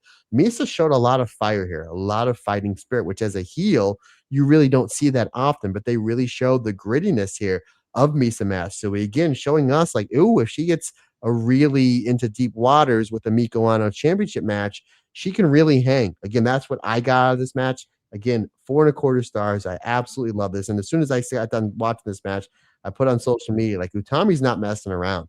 It's like, I'm going to go out with an absolute bang in Marigold. And this was really pretty much like match 1 of this series she's having before the end of the month. And this was a great way to go. Again, Tommy getting the win, but Misa Matsui looking like an absolute star, my friend. We then move on to the main event, Chikugoto and Koki Amare versus Chiaki and Rhea Sato. A little bit of a preview, I suppose, of what is to come at Shine Forever. Chikugoto and Koki Amare standing tall at the end of the show. We both feel like this is the way, obviously I know that Rhea Sato will be subbed out for Misa Matsui, but this is the way I think both of us feel like it's going to end at Shine Forever. Did this feel right? Does it feel right to see the Twin Towers back together again? You know what, Rob? I knew there was something else going on next week, despite the Hana Kimura show and the Stardom show and the Marigold show. You just said this is the way. The Star Wars movie comes out. Thank you, buddy. There you go. Thank You're you. welcome. You see that? You knew what you were doing. What a guy! I did. This match was great. The main purpose of this match was highlight Koki Amare and Chikugoto. They're great as singles, but it's just like, let's make all of their big stuff, their tag stuff, the double boot, the double hip attack, or the double boot, the double shoulder attack, that reverse power body press that they do. It was like, we'll sprinkle a little bit of the single stuff here, but let's highlight what could be our next tag champs. And considering you have one half of the tag champs on the opposite side of the ring in a phenomenal game, Rhea Sato. I thought Rhea Sato did a good job playing that chicken bleep heel in certain parts of this match where you're just like, oh, the comeback's coming. She's going to get it. And when she did, the crowd really popped for it. Again, a really lively crowd as well in this new building. I thought Chiaki as well did enough stuff to get proper heat in the match and just sprinkled enough stuff. You're like, I really want to see that run back. And you will again at the end of the month. Again, the main purpose of this match was to make it look like Goto and Koki are going to be a threat to take those belts, which again, we think they are, but eventually it's Chikugoto with that huge side choke slam that I believe it's called I Am Go Chica. Is that the name of that side choke slam? For the 3 count, just a shade under 15 minutes. I thought it was a great enough time to tell their story with the heels and babyface, and the babyface is overcoming adversity, overcoming the bending and breaking of the rules because of the teamwork. Ultimately, it was teamwork and friendship, Rob, that ultimately won Chikugoto and Koki Amare this match. Again, 3 3/4 stars for me. I did want to briefly just tell you what Koki Amare's name was, by the way. from Sukiban. Now, unfortunately, I don't have a graphic, but you can find it on Sukiban's Instagram. Obviously, there are quite a few Marigold talents coming over for the 19th of May show at the Hammerstein Ballroom in New York, isn't it? So we've obviously got Smack in the Box, which is the real highlight. Misa Matsui is Smack in the Box. We've also got Nagisa Takibana, who's coming over. She's kept her name. She is just Nagisa Takibana. Koki Amare is coming over, as is Sareee Amoka, who will both be making their US debuts. Ria Sato will be coming back as Countess Ria Sato. It was supposed to be Victoria Yuzuki, so I'm devastated about that. But there we are, Mayu Iwatani. I don't know if Mayu Iwatani is still going over. I know that she was supposed to, but again, I'm not sure. Koki Amare's name, then. It's not quite as bad as Smack in the Box. However, Cracking Koki, and her costume is a nutcracker. It's interesting. I'll give you that. I thought Cracking Koki would have been like a 90s hip hop. Yeah. Does sound like it, yeah. Yeah, touring with ABC, Salt and Pepper, and Will Smith. Cracking Koki. Yeah. The picture's great, so yeah, I do encourage you to go and check that out. But let's move on to the show from the 4th of May as my computer reloads. There we go. This show from Tsukaba Capio in Ibaraki, the attendance 478. It appears to be the company's first show in the venue and seems to be their highest ever in Ibaraki, having previously run the Lily Arena Mito, where they got 375 and 415 people, and the Yoshiko Sports Park Gymnasium, where they drew 205. So a good number for Marigold here. This show also marked the debut of Chi-Chi. So, Matt, let's talk about these results then. Get your voice ready. We opened with a three-way match. Komomo Minami defeating Ria Sato and AI, pinning AI with the Como clutch in 9 minutes and 50 seconds. 3.5 stars. Tag team match next. The Darkness Revolution team of Misa Matsui and Nagisa Nozaki defeating Megaton and Naoi Ishikawa. Misa Matsui pinning Naoi Ishikawa with the best damn knee strike in the business. 10 minutes and 5 seconds. 3.5 stars. How are you more bassy? I don't know. Singles match. Utami Hayashishita defeating Chiaki with a German suplex in 10 minutes and 13 seconds. 4 stars. 6-woman tag, Chi-Chi, Sareee Amoka, and Sheena. What a team that is. Defeating Hummingbird, Mai Sakurai, and Natsumi Shozuki. Chi-Chi pinning Hummingbird with a backdrop in 10 minutes and 20 seconds. 3 3/4 stars.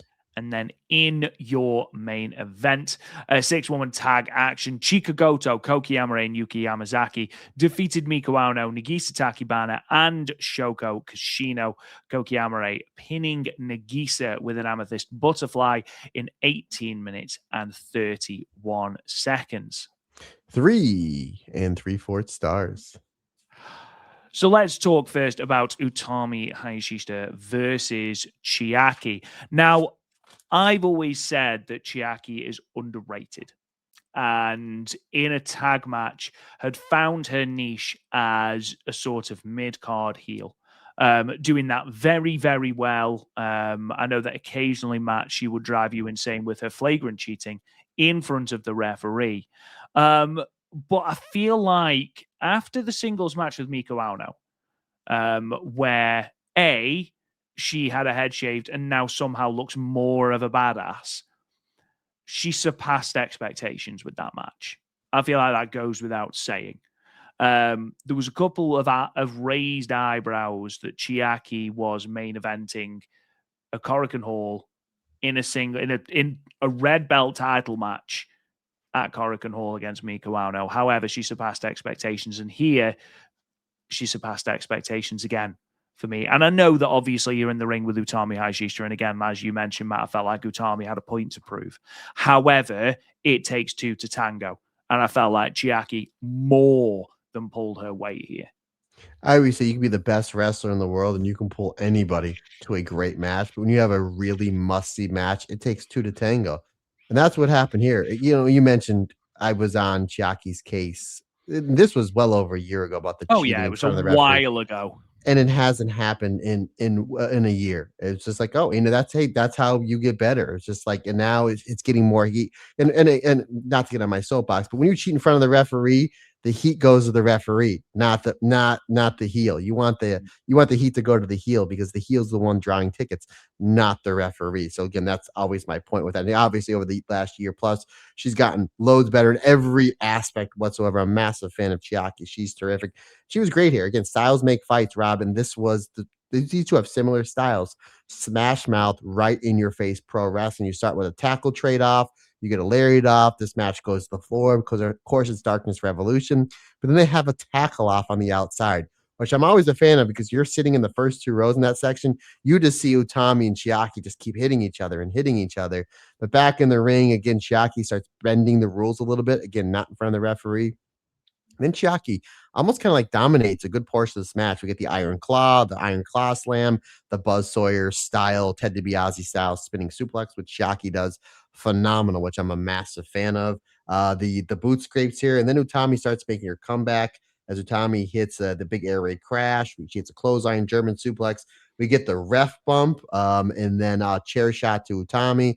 Utami kicks out, and then we really get the crowd involved here because we have bending and breaking of the rules. But again, the breaking of the rules happens when the referee is taken out. So the crowd is really behind Utami. Utami is able to come back with a German suplex, a torture rack bomb, then another big lariat, and Chiaki kicks out at 2.9. And then Utami puts away Chiaki with the stalling German suplex for the 3 count. Again, 4 stars. I thought this is terrific. Again, Rob, we talked about wrestlers are going to have to step up.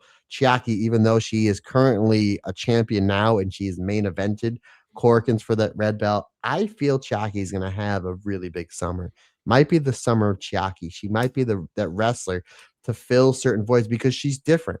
She's a heel in a company that doesn't have a lot of heels, and she does different things than Nagisa and Misa Matsui. Again, she's a throwback. I mention all the time. She does the Von Erich Claw. She does the Buzz Sawyer, Ted DiBiase style power slam. Her finisher is a tribute to Bull Nakano, that top rope leg drop, which Bull Nakano blessed her with. So, I mean, she's a throwback to those styles with a lot of the new stuff. And again, she's a great heel because she cheats, she bends and breaks the rules, and she knows when to manipulate the referee. She's something completely different in this company that I think right now is standing out in a time where Marigold need wrestlers to stand out and be a little bit different. So again, I'm a big fan of Chiaki, and again, big fan of this match. Like I said before, Rob, 4 stars. We then move on to Chi-Chi's debut in Marigold. Her and Sareee Amoka and Shino might be one of the most OP trios you've seen in Marigold. Obviously, Marigold now have 3D Trios titles. I was thinking about this. I don't necessarily want to see Chi-Chi and Sareee Amoka team up. I want to see them feud. I want to see those two go hell for leather in a singles match. And again, it falls back down to that trio of her, Sareee, and Victoria Yuzuki.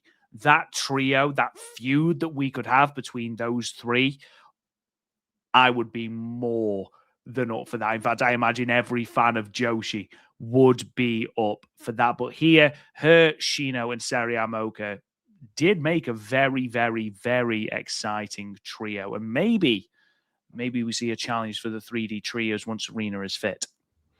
Rob, I like that idea with Chi-Chi and Sareee as a feud, but hold on, let's stop the clock here a second. Chi-Chi and Natsumi Shozuki, yowzers, they just started throwing leg kicks. And I thought I was I mean, they were wailing into each other. I'm like, all right, we already have Chi-Chi's first feud lined up whenever they want. I mean, these 3 were really throwing these leg kicks and forms. There was some violence there. But yeah, Chi-Chi and Sareee, that's something I definitely want to see. And as far as the 3D trios, it's got to be Spunky Monster Plus with Yuka. I think that's got to be the way to go, right?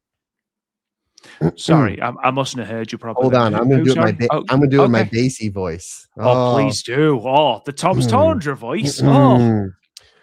Spunky Monster Plus. Lovely. Love that. Love that. Pete, headphone users are thanking you right now. You're welcome. Yeah, Beat Headphones sponsor us at the Marigold Standard. Matt at worldofjoshi.com. Hit me up. We'll work a deal. Anywho, I thought the stuff with Shino and Hummingbird. Again, Hummingbird, another one that absolutely brought it. Sareee Yamaoka and Mei Sakurai, Rob. Maybe that is your Dream Star final. That's a possibility because those two worked really well together. But Chi-Chi seemed to have great tag chemistry with Sareee and especially Shino. But I think because of the striking, I think like that was like their really chemistry. I loved Hummingbird. As we're building towards the end here, we're seeing a lot of great things highlight in this match. We really weren't seeing Hummingbird really highlight until the end. Hummingbird hits that huge dive onto the floor. She goes for the frog splash. She misses the frog splash to Chi-Chi. Her and Chi-Chi, by her, I mean Hummingbird and Chi-Chi, they almost get into a kickoff. Hummingbird hits that 360 kick that absolutely just floors Chi-Chi for a 2 count. Chi-Chi comes back with a huge exploder. Shout outs to one of her mentors, Sareee, on that one, and then hits that snap backdrop driver for the 3 count. 3 3/4 stars. Just a great way to highlight Chi-Chi. And again, if she's going to be in this company for the long run, which I hope she is, I think her and Natsumi Shizuki is the way to go. You don't need a championship for that feud. That's something that you could run a bunch of times on tags and singles, and I think it'll absolutely work. And then you can elevate one of those wrestlers to either the United National Championship or the red belt. Again, Rob, maybe Chi-Chi is, if they do a vacation of the United National Championship because of Victoria Yuzuki, why not just hot shot and put the belt on Chi-Chi? She's somebody that has a lot of buzz. I mean, that's not, I don't think that's a wrong answer either. You're not wrong. You're not wrong at all. I think Chi-Chi is a very versatile player that you can add into the Marigold roster, and instantly it looks like a more well-rounded roster. She's someone who, yes, when you insert her, now she's on the Sareee Yamaoka, Victoria Yuzuki, that sort of level. And, again, Victoria Yuzuki is sort of someone that's pushing that figurehead sort of place on the roster. But I feel like Chi-Chi, given a few months in this roster, she could very well be one of the top stars in this company. And I don't think a single person will be thinking she doesn't belong there. Something you have to think about. She's never had somebody like a Horacio Gawa booking her. Like, even though Chi-Chi has done quite a bit for Sendai Girls, and obviously Meiko Satomura is doing a great job there, but she's never been like full time. And again, we don't know if she's full time or if she's going to be like on the Nagisa Nozaki thing. Well, she'll be there majority of the time. She's never really had, and I don't know who runs Pro Wrestling Evo, and I don't mean to be disrespectful to them. Horacio Gawa is a genius. So I think if you take what Chi-Chi brings to the table and you put Horacio Gawa's mind work behind it, this could be something really magical for Marigold, my friend. With that being said, let's move on to the show on the 6th of May, which was as I scroll up, there we go, the third night of the Shining Attack Tour. This show marks the Marigold debut of Joshi legend Jaguar Yokota. Freelancer Momoka Hanazono makes her 5th Marigold appearance and a 3rd of 2026 on this show. The show emanated from the Omahachiman Sports Park Gymnasium in Shiga. Took me a long time to get that. 560 people in attendance. Again, the show marks the first time that the company have run the venue, and it's also the first time the company have run the prefecture of Shiga. But again, it's another solid number for Marigold there. Quick results then. 3-way match. Hummingbird defeated Megaton and AI. Hummingbird pinning AI with the rolling kick in 6 minutes and 5 seconds. 3 stars. Singles match. Koki Amare defeated Nao Ishikawa with the Amethyst Butterfly in 9 minutes and 36 seconds. 3.5 stars. 6-woman tag. Sareee Yamaoka, Shino, and Yuki Yamazaki, otherwise known as Spunky Monster Plus, defeated Kimomo Minami, Nagisa Takibana, and Shoko Kashino. Sareee rolling up Nagisa with the Aoki clutch in 11 minutes and 13 seconds. Tag team semi-main, Chika Goto. 3.5 stars. You took my gimmick. You took my gimmick. 3.5 stars. God damn it! These kids aren't letting me get over. These That's what it kids aren't is. letting me get over. You're supposed to be putting me over. Semi-main event, Chikagoto and Utami Hayashishita versus Mai Sakurai and Natsumi Shozuki ended in a 15-minute time limit draw. Matt Turner, the floor is yours. 3 3/4 stars. And then in your main event, 6-woman tag, Jaguar Yokota, Miko Ano, Momoka Hanazono defeated the Darkness Revolution team of Chiaki, Misa Matsui, and Rhea Sato, with Miko Ano pinning Rhea with a Styles clash in 16 minutes and 20 seconds. Matt? 4 stars.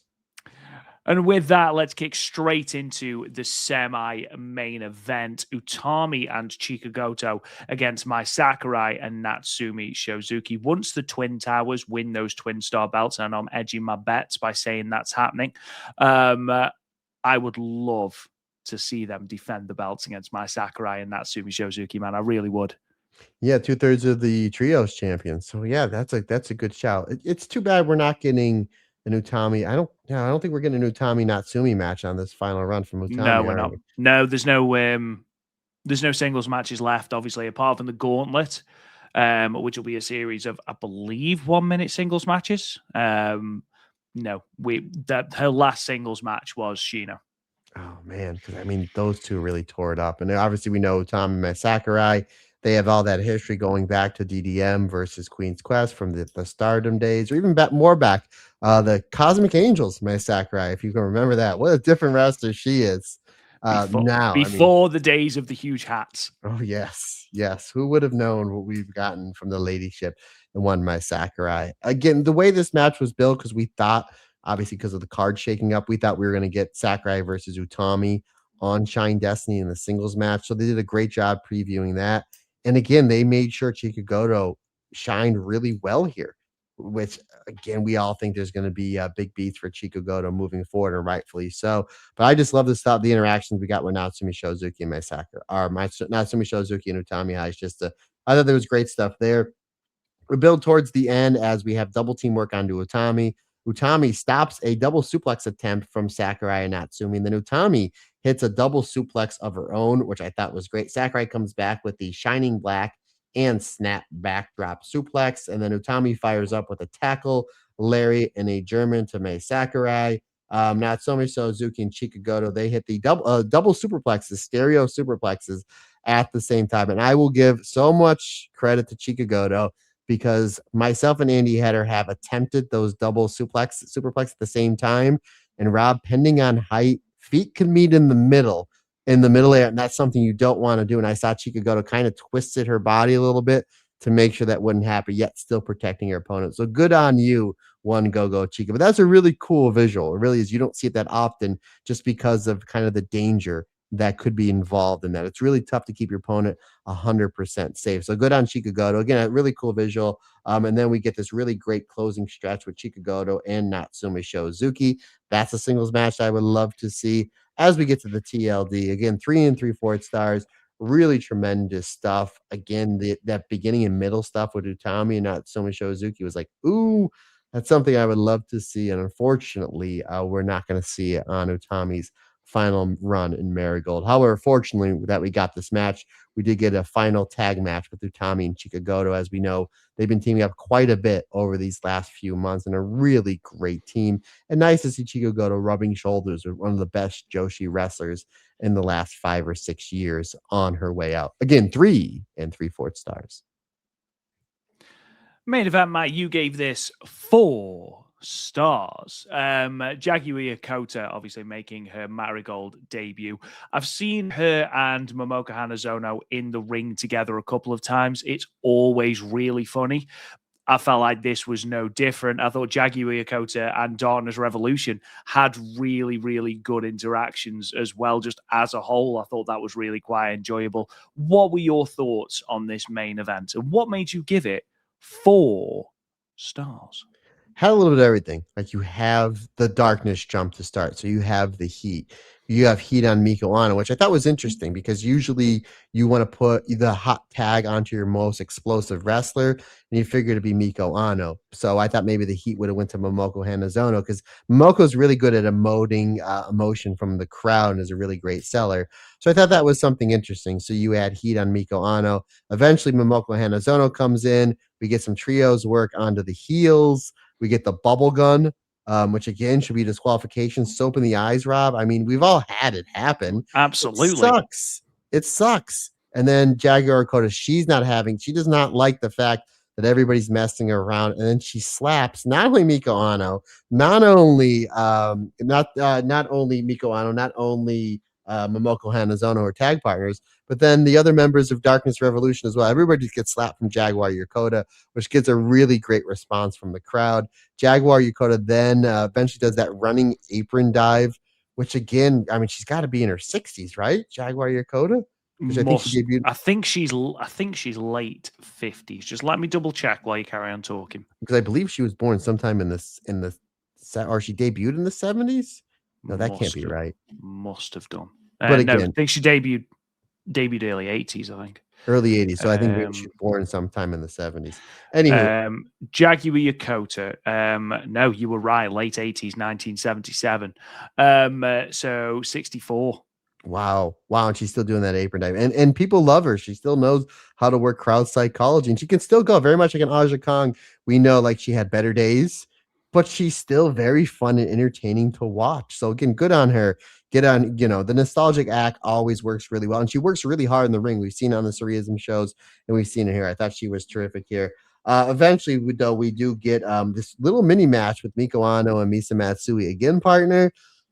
I mean, that's a match to go. I mean, you don't have to do it in an Oda Ward or a Cork, and maybe you can do that match at that new building that they tested out on this tour and did really well. Like basically the new Shinjuku face.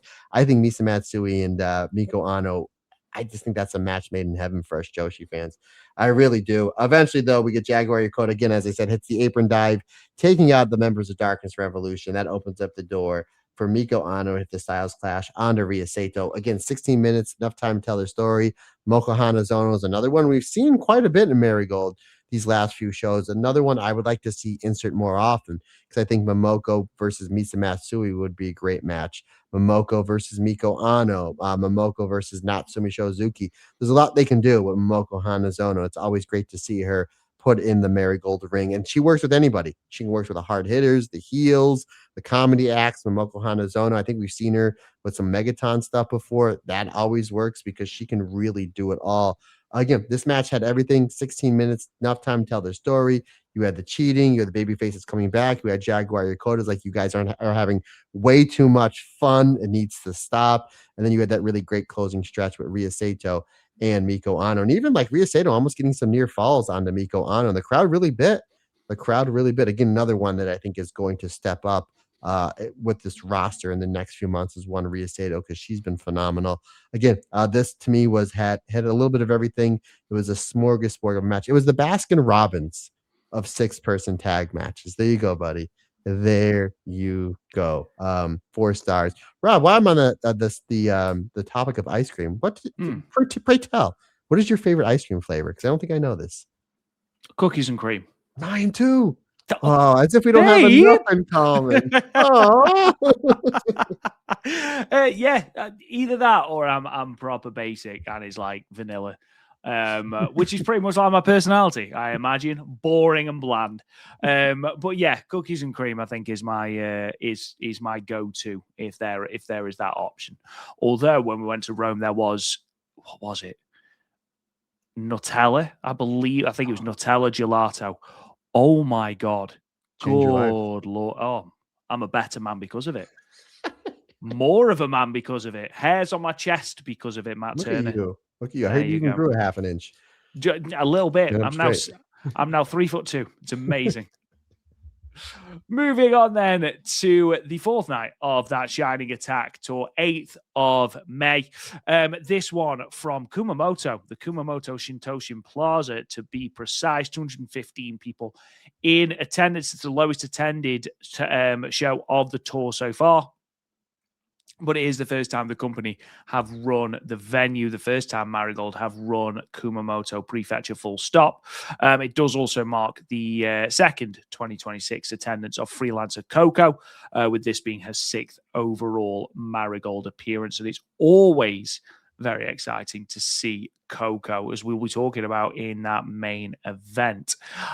Singles match, Yuka Yamazaki defeating AI with the final cut in 9 minutes and 29 seconds. 3.25 stars. Tag team match, Kimomo Minami and Shoko Kishino defeated Megaton and now Ishikawa. Shoko Kishino pinning Megaton with the diving splash in 10 minutes and 6 seconds. 3.25 stars.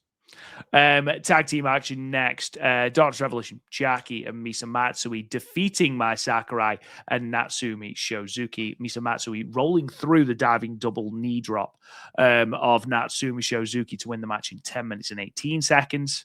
3.75 stars.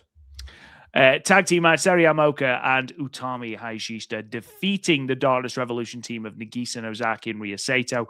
Sareee Yamaoka, pinning Rhea once again with the Aoki clutch in 12 minutes and 37 seconds. 4 stars. And then in your main event, Coco, Mika Wano, and Nagisa Takibana defeated Chika Goto, Hummingbird, and Koki Amare. Coco breaking out the Firebird splash, pinning Hummingbird in 14 minutes and 2 seconds. 4.25 stars. Now, believe it or not, that's not one of the matches I selected to talk about, Matt Turner. But just before we do talk about the two matches that I did pick, just a word about that main event. Obviously, we didn't mention Coco. Obviously, 6 appearances now in Marigold has been a real firecracker whenever she has been in a Marigold ring. Obviously, that great match with Mayu Iwatani for the Superfly title at Korakuen is always a breath of fresh air whenever she's in these multi-woman tags. She must be someone as well that Marigold must be looking at and going, if there is an option, we need to be looking at her. Yeah, I mean, you had great firepower in this match. Koki Amare and Chika Goto, again, we're building them to that championship match here on the opposite side. Nagisa Takabana, again, another one of the most improved wrestlers in all of wrestling this year. Mika Wano is your champion, but they centered this match around Hummingbird and Coco, like a very Lucha, Joshi and Lucha style match with them. We started the match off with them and we ended. Again, a lot of firepower with Koki Amare and Chika Goto, a lot of great teamwork to the champion. Nagisa Takabana, everything that she did in this match, her beats fit in really well. One thing we've been noticing over these last 5 or 6 shows with Nagisa, her selling has gotten, not that it was bad, but it's gotten a lot better because you can tell by the interaction with the crowd, they really get behind her when she's on the cell and then when she makes her comeback. Again, Mika Wano, Koki Amare, Rob, that could be, if Koki does win the Dream Star, that might be a match we are going to see in Sumo Hall. That's a possibility. But again, one of the many reasons why I gave this match a high rating is because of the start and finish with Hummingbird and Coco. I really thought their chemistry worked really well. Again, they kind of blend the Joshi and the Lucha style. And sometimes it's tough to do when you're blending styles. These two did it perfectly and then added in the aspect of their tag partners as well. 14 minutes, I thought the match was genius. Let's talk then about the tag match. Again, Mai Sakurai and Natsumi Shozuki versus the Twin Star champions in non-title action. I picked this purely from a selfish standpoint because any match Mai Sakurai and Natsumi Shozuki tag in, I always really enjoy. And Matt, this was absolutely no different. Yeah, I enjoyed this match, but the finish, I did not like the finish. I know you hate the finish. Don't forget as well, this is how they won the titles from Magenta, if you remember, with the roll through of the K-Driller. So Natsumi hits the double knees off the top rope, which is one of her big moves, and then Misa rolls her up. And I'm like, you totally kill that finish for Natsumi because you hit your big move. It's one thing to kick out of. It's another thing where it's like, you got beat with it. Like you hit the move, but the move is not deadly at all because not only the wrestler, you didn't even get a 1 count, you got rolled up. It'd be one thing if like she missed, or if or if they had the chair involved, like something like that. Like if Chiaki threw the chair in and it hit Natsumi on the knee. I just don't like that. And every Josie company's been guilty of it. We've seen it so many times with like something with like Micah will hit like the superplex or something, and then someone will roll her up off that. I'm like, no, I just don't like that. The match was great. The match was great. I mean, again, I remember I watched the match and I mean, I'm writing my notes and I literally spiked my pen down. I'm like, no, the match was so great and you did a terrible finish. Sorry, I love all 4 of these wrestlers. I just don't like when you hit a big move and then you get pinned off. It makes no sense whatsoever. It's like me and Rob are getting into a fight and I hit him with a big right hook. And as he's going down, he hits me with a headbutt, and then he won the fight. Like, no, it doesn't make any sense. Why would that happen? It makes no sense. Adrenaline, Matt Turner. Adrenaline keeps me in the game or something. I think you don't even know the pain or however that song goes. Anywho, yeah, I mean, Misa, Matsui, and Chiaki are just fantastic as a tag team here, and they have been for these last 7 or 8 months since they've been tag champs. And I do like the aspect of Misa and Chiaki getting a win here. So again, I know this is the 10th time we said it this podcast. If they do drop those belts to Goto and Kokiamare, they can make a claim to challenge for those 3D trios champions, whether it's with Rhea Sato or Nagisa Nozaki. I think it'd be great with Rhea Sato because I think that'd be a great way to give Rhea Sato a bump up, in the roster.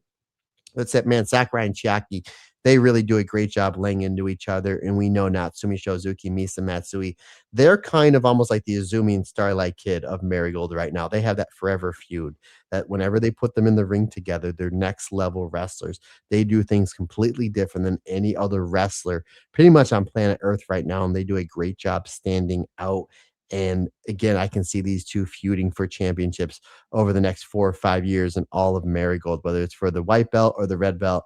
That always works. But ultimately, kind of what does in Natsumi and my Sakurai towards the end is just the teamwork. There's more familiarity with Misa and Chiaki, and then Nagisa is able to negate that, fighting back with those strikes, hits the knees, and then gets pinned pretty much on her own finisher. Again, 3 3/4 stars, Rob. Yeah, that's I'm going to go with again. I don't want to be negative. I didn't like the ending. Love this match. I love all 4 of these wrestlers. Really, really terrific stuff. I knew you'd hate the finish. I definitely haven't picked it just to hear you moan about the finish, but I give reasons behind it. Yeah, I love everything, but I give reasons behind it. Logic. Like I said, you're looking at this if it's a real fight. If I punch Rob and as he's going down, he headbutts me and that's it. Yeah, that's it. What is with the punching me? Can we punch someone else, please? Okay, let's reverse this. Say Rob hits me with a throat kick, then on the way down, my forearm scrapes Rob in the eye. There you go. That you hit me. There you go. It's really sweet that you think I'm going to get my leg up that high, mate. Put you over, brother. I'm putting you over. Appreciate flexibility. So the semi-main event then. This was absolutely fantastic, as you can probably guess. Utami and Sareee versus Nagisa Nozaki and Rhea. Matt, thoughts on this, please? Yeah, again, you have the Darkness team cheating against the baby faces early on. You get the pitch to the floor. You get the great stuff here with Darkness, Revolution. Then you get great teamwork with Nagisa and Rhea, which really they don't team up that much. Obviously, the go-to tag team is Misa and Chiaki, and then before that we had Nagisa and Chiaki. So you don't get Rhea and Nagisa in just a straight-up tag that much. And they worked really well together. Nagisa with the rear naked choke onto Utami. Utami's able to fight out of that, hit the German suplex. And then we get Rhea Sato with a Fujiwara armbar onto Utami. Again, another singles match I would love to see on the way out was Rhea Sato and Utami, because towards the end here, these two, that little mini singles match they have, you're like, man, this would have been great. And like Utami selling that armbar the way she did for Rhea. Again, not overselling it, making it look like not only Rhea, but that Fujiwara armbar could be a problem for wrestlers in the future, Rob. And again, that's what you want to do. You're building up your wrestler. You're building up the technique. You're building up maybe a new finisher for Rhea Sato, the Fujiwara armbar. If it's taking down a former Marigold and Stardom champion Utami, you can pretty much take down anybody. So I thoroughly like that. Then Sareee comes in and she saves Utami. Do a great job making sure Saree's the focal point. Even though going in, you're watching this match like this is one of Utami's final matches in Marigold. as the focus is on Utami, then the end, it's just Sareee, with the big spear, the gut wrench suplex, and then the dial lock into the Aoki clutch.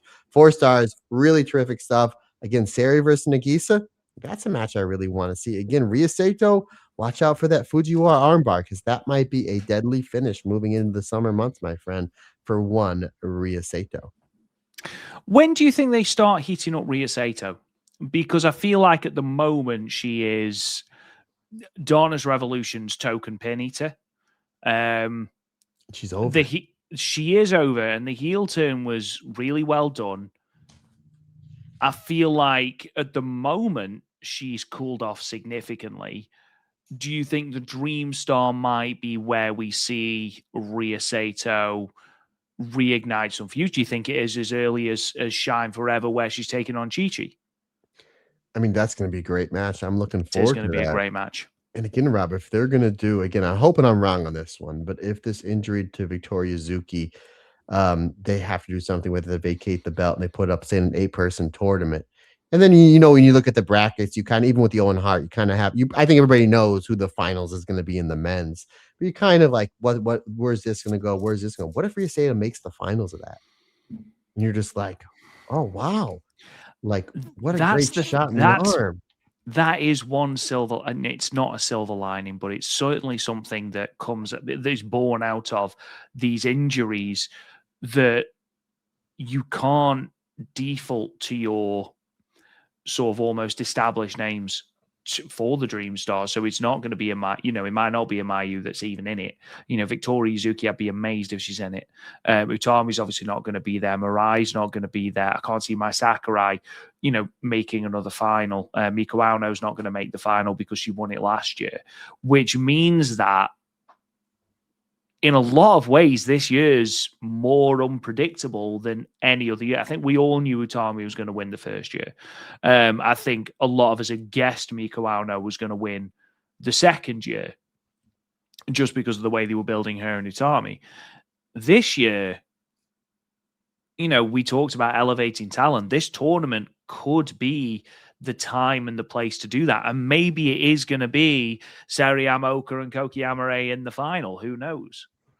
Yeah. And again, you look what did for Victoria Zuki. Like she made it to the finals. And I mean, look where she's, I know she's in, but again, one of my favorite wrestlers to watch in all the wrestling, which is saying something, because I watch a lot of wrestling. So what if Rhea Sato on that final night of the Dream Star is still mathematically eligible to make it to the finals? And you're just like, wow. And even if she doesn't make it to the finals, but is like right there, that's somebody that you come out of that Dream Star. I'm like, this is somebody we can push going into Grand Destiny and then, the winter towards the end of the year. But I kind of just, didn't even realize I did it until I said it a few minutes ago. Why not belt up Rhea Sato, Chiaki, Misa Matsui as your trios champion? I think that would do so much for Rhea Sato being a champion in this company, this young into her career. Certainly, especially if Donna's Revolution are going to be losing the Twin Star belts, which again, we're going to look really stupid when Misa Matsui takes the Amethyst Butterfly and immediately rolls up Koki Amare just to wind you up now. We will see. We will see. Final show we are going to be talking about then is the show from the 9th of May, night 5 of the Shining Attack Tour. Komomo Minami and Sareee Yamaoka's homecoming show in Fukuoka from across Fukuoka. 415 people in attendance. The third time the company have run the venue, with this being a 10-person and 2.47% increase on their previous house of 405. Their current best at the venue, by the way, still remains the 503 they pulled there in their first show in May of 2025. Obviously, the big thing about this show was the singles match between Sareee Yamaoka and Utami Hayashishita in the semi-main event, and Komomo Minami's homecoming match in the main event. But just going to that singles match, it's only the second time Utami and Sareee will have faced each other. Utami winning their only previous bout during the 2025 Dream Star Grand Prix, winning it in just over 11 minutes. The results then, we open with a tag team match. Shino and Yuki Yamazaki defeating Hummingbird and AI, with Shino pinning AI with the phenomenally named Iconoclasm in 9 minutes and 25 seconds. 3.5 stars. Singles match, Chiaki defeating Nao Ishikawa with a powerbomb in 8 minutes and 28 seconds. 3.5 stars. 6-woman tag next. The Darkness Revolution trio of Misa Matsui, Nagisa Nozaki, and Ria Sato defeated Megaton, Natsumi Shozuki, and Shoko Kashino. Misa Matsui pinning Shoko with the best damn flying knee strike in all of wrestling in 10 minutes and 38 seconds. 3.5 stars. Singles match, Sareee Yamaoka and Utami Hayashishita ended in a time limit draw at 15 minutes. 4.25 stars. And then in your main event, Chika Goto, Komomo Minami, and Miko Ueno defeated Koki Amare, Mai Sakurai, and Nagisa Takibana. Komomo Minami pinning Nagisa Takibana with the newly christened Peach Blast in 17 minutes and 57 seconds. 4 stars. By the way, what a great name for a finisher. The Peach tremendous. Blast. It's a great move anyway. But yeah, great move, great name. Also, donning Miko Ueno's pink gear and she'll look great. Really, really good. Yeah. Again, another one. I mean, I think we've all known for the past few months that she's somebody that is going to step up. And they need her now more than ever. They really do. Again, this could be a blessing in disguise for one Komomo Minami. And I think she's just about ready to take that spotlight, buddy. I really do. So no prizes for guessing which two matches we're going to be talking about from this show. Of course, the first match we're going to be talking about is the time limit draw between Utami and Sareee Yamaoka, which was a great match, predictably a great match. Again, every time we see Sareee Yamaoka in the ring, she is getting better and better and better. Just seems to be commanding the ring more and more and more, commanding attention more and more and more, which is why I'm so frustrated that it went to a draw. I didn't necessarily want Utami Hayashishita doing this entire tour staring at the lights. But this is the one match I think she should have lost. There's an argument that potentially Misa Matsui, I mean, you know, that European clutch, she gets rolled up fine. I don't think anyone blinks twice at that result. This one could have been a real passing of the torch, man. We mentioned it last week whilst we were previewing Golden Week, and we said about how Mirai went out losing to Komomo Minami, which, again, is not the Komomo Minami we're going to be talking about in the main event. This was a Komomo Minami that has arguably used that platform to really springboard herself. I would argue that Sareee Yamaoka winning this match was the right result. Yeah, I like the time limit draw, but how cool would it have been if Sareee, as Utami's walking out, he'd say, "No, Utami, this is your last singles match. This is the last time we're going to be in the ring, just me and you. Mm-hmm. Give me 5 more minutes." And then as Utami's like halfway up the stairs, she kind of looks at the crowd and like, "All right, I'll give you 5 minutes." And then in the last few seconds, as it's counting down, like, "Oh, it's going to go to another TLD." As it's counting down, Sareee escapes another move because I'm going to get into it. She escapes so much. Like maybe she escapes the high jack bomb and then rolls up Utami with the Aoki clutch. I think that'd be a great finish. And then getting the win there at with 2 seconds left in the time. But regardless, again, this was great. This is my favorite match from all of these shows. This was terrific. You knew it's going to go a while because the big lockup, and then you get the chain wrestling and then the ground wrestling. So it's like they're working the Utami and Sareee style, which again, styles make fights. These two kind of have similar styles with the great wrestling to start into their hard hitting and then the big suplexes. It worked really well. Again, Sareee was counter wrestling here, whereas like Utami's like, I'm the experienced vet here. So you look like Utami was going to take Sareee to task. Tommy goes for that torture rack bomb early on, and then Saree's able to escape, hits the 619, the Joshi dropkick for a 2 count. Tommy comes back with again simple moves, the forearms, the lariats, the shoulder tackles. Then Tommy goes for the shocking Baszler, but then Sareee stops that, and then she hits the gut wrench suplex onto Utami. I'm like, oh, it makes sense because the shocking Baszler is a version of the gut wrench suplex. Sareee does it really well. So it's like if anybody's going to know the counter to it, it's going to be Sareee Yamaoka. So I really liked how the first half of this match, it's Sareee countering all of the Utami stuff. And Utami's like, damn, kid. So even though it went to a TLD, she still really put Sareee over in this match, having Sareee counter majority of her stuff, which I thought was great. We get a German suplex exchange, which you were going to get. You knew we were going to get these two just firing off German suplexes back to back. Utami rolls out. This was great. And then Sareee hits a spear, another German suplex, goes for the Aoki clutch. Utami rolls all the way out of the Aoki clutch. And I love Sareee when she rolls out of the Aoki clutch. Utami's running off the ropes. You know Utami's going for the sliding lariat, but Sareee wasn't staring at her. Like, oh, like again, if you see a car coming, a half a mile away, you're going to get out of the way.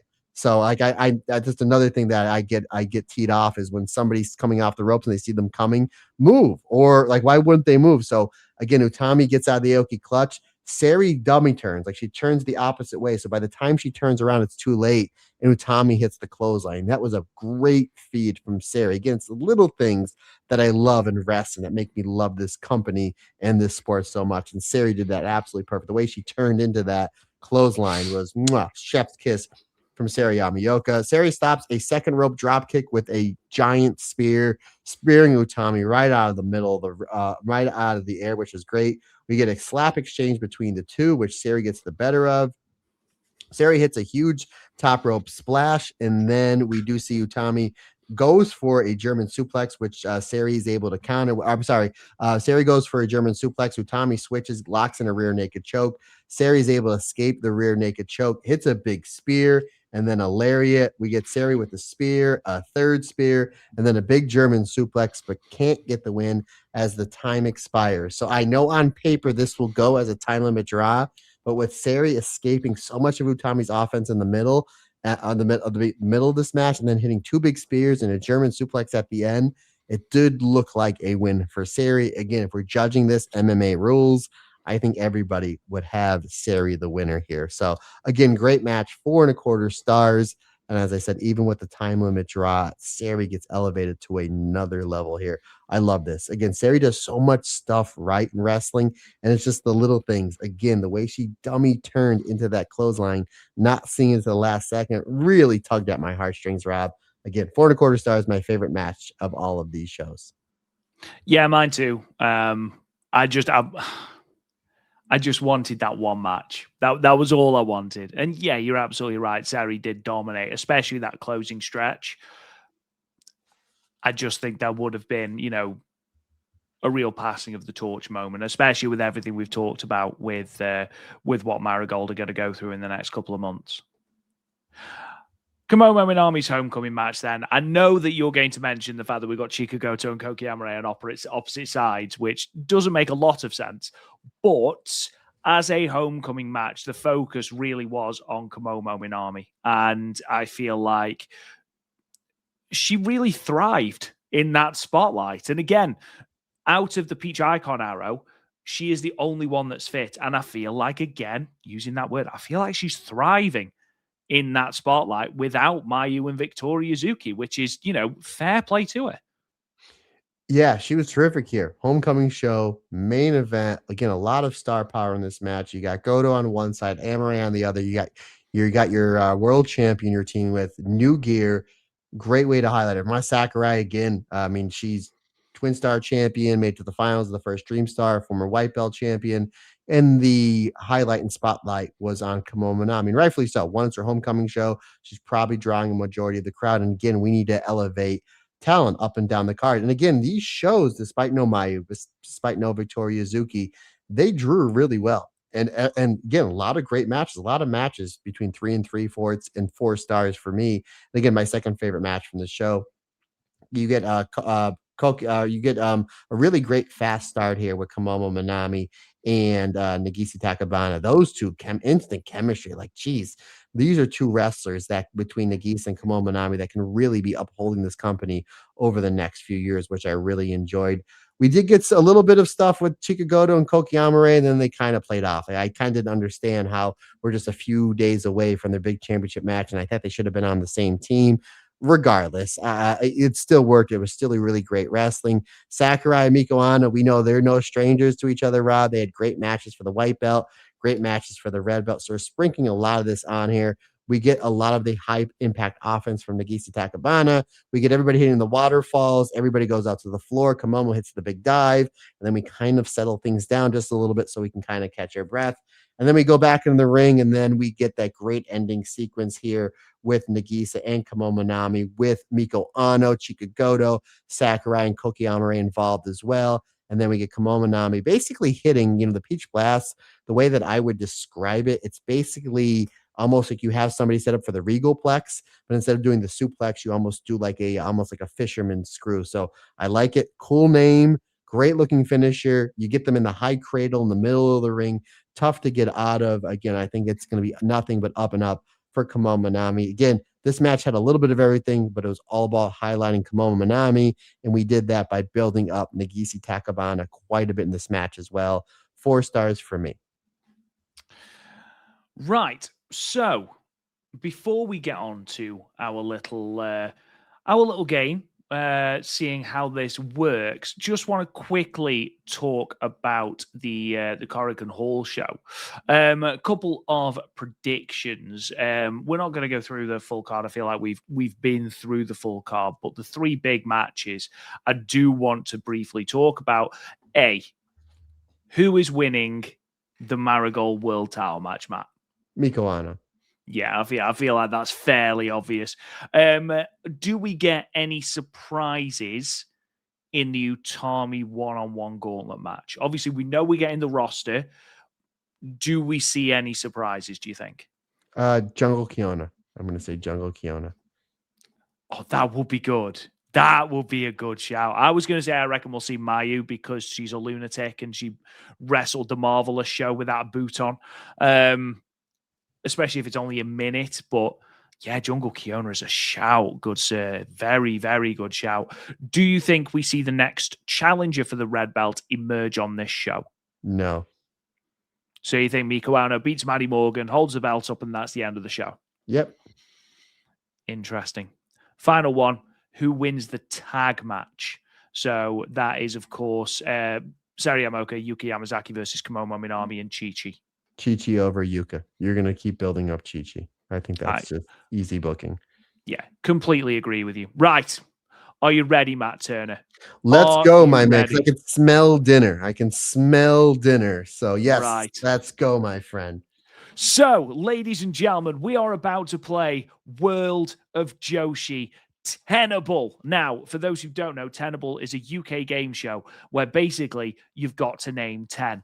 Hence the name Tenable. So what I will do is I will give Matt a category, and this week it is Marigold wrestlers with the most singles victories. Matt, you have got 10 to guess, okay? You have got 3 lives, okay?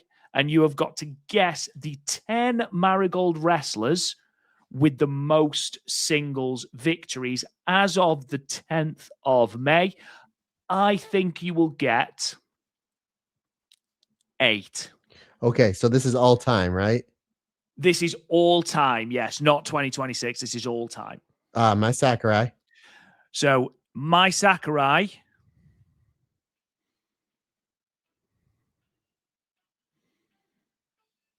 is number 2 with 28. Utami. Oh.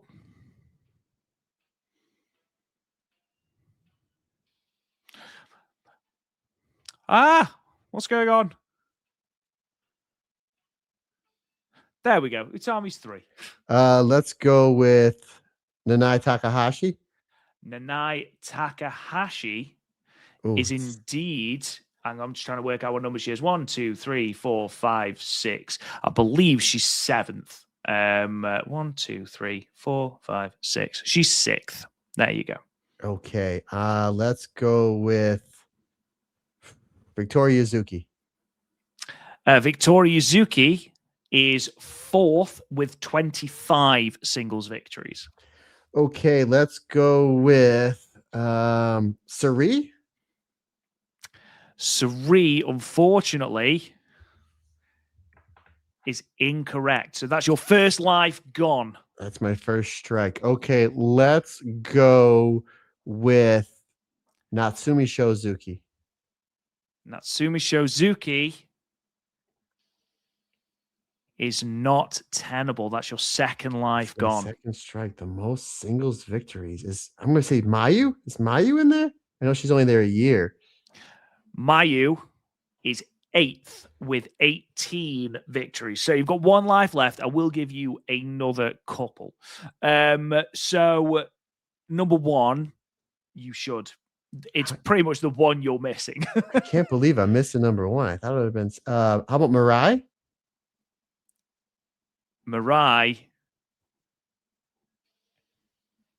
is not tenable. Mirai is 15th with 16 victories. I'll give you one more life because I'm feeling generous. One more guess. Jeez, I can't. I figured number one would have been either Sakurai or Utami because I'm trying to think who would have been there.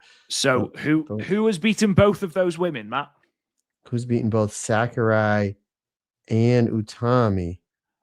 We were there for one of them. Who's beaten Sakurai? We were there for who's beaten my Sakurai? Oh, Miko. Oh, jeepers. Miko Ano. Oh, my goodness. You muted yourself. Muted. Can't hear you. There we go. With 32 singles victories, Miko Ano is your number one. 5, 7, 9, and 10. They're quite tough, to be fair. I'll give you one more guess. If you get it wrong, I'll go through the answers. Yeah, Misa Matsui. At number 5, Misa Matsui is your is a tenable answer. 23 singles victories out of her 45 matches. What about Jack at Japan? Because didn't he beat Megaton 52 times in that match? Unfortunately, that is not tenable. So, working upwards, number 10 with 17 singles victories is Bozilla. Awesome. Number 9, I was really surprised by 9 and 10. I will tell you that now. So, number 9 with 18 singles victories, now Ishikawa. Good for her. I thought she'd be like most losses. Good for her. Well, she has got a hell of losses. I'm not going to lie. She's got 27 losses as well. She's just wrestled more singles matches. And number 7 below Nanae, Kazuna Tanaka. Oh. So wow. there is a whole raft of Marigold wrestlers that are stuck on 17 victories. So Sareee Amoka, Nagisa Nozaki, Koki Amare, and Chikugoto have all got 17 victories. But, ladies and gentlemen, that is your first episode of World of Joshi tenable. We'll see if Matt can get a better score next time when we do it on the Stardom cast. I love it. Gaze at Julia, my friend, for our YouTube viewers. Got the new Julia card in the mail. There you go. Yeah, it looks really cool. Looks really cool. A gaze at Julia, Rob. All it was Kiana James was taking on one Tiffany Stratton. Julia accidentally got involved, which we've seen quite a bit with Kiana James and Julia, leading to Tiffany Stratton getting the win. Seems like they might be splitting the two of them up, which makes sense because Kiana James she's really great in the ring, really underrated, has great aura, really great promo. I think Kiana James is going to be a baby face. Julia, I think Julia and the Kiana James feud would be great for Julia right now until they decide to have Julia feud with Rhea Ripley, because I think that would be the way to go. You have your two champions on SmackDown, women's champions are both baby faces, Rhea Ripley and Tiffany Stratton as the world and the United States champion, respectively. Obviously, Julia and Tiffany, they already did their dance, had some great matches. I think that a Julia versus Rhea Ripley feud would benefit both wrestlers because Julia needs to rub with somebody that has some star power. Nobody bigger in women's wrestling than Rhea Ripley. Rhea Ripley needs to wrestle those great wrestlers like she did with Charlotte Flair and Bianca Belair and obviously Io. And Julia, in my opinion, is right in the same ballpark. So I think that's the way they're going to go. I think that's where they should go. But it's all we have for Gaze at Julia. There you go, ladies and gentlemen. That brings us to the end of the Marigold Standard this week. We hope you've enjoyed it. Thank you so much for tuning in. If you haven't already, please subscribe to the podcast wherever you get your podcasts. We are quite literally absolutely everywhere. Leave us a comment and a 5-star review. Really helps the podcast out. It's a completely free way to support us as well. You can find us on Patreon, patreon.com/World of Joshi for all of your latest bonus content, as well as all of these episodes ad-free for as little as $1 a month. Find us on social media at WOJ Wrestling. You can find me on Twitter at RealRobGoodwin. Matt Turner, where, good sir, can they find you? Folks, questions, comments, suggestions, anything you need from me, Matt Turner LF on the Instagram and Twitter is the easiest, fastest, and bestest way to get a hold of me. Or guys, shoot me an email, matt@worldofjoshi.com or the StardomCast22@gmail.com. Folks, that's going to wrap it up for this episode. We greatly appreciate your support. Can't do without you. It's like I always say, just not my podcast. It's our podcast. Because when we're all together, everybody's different. Everybody's special.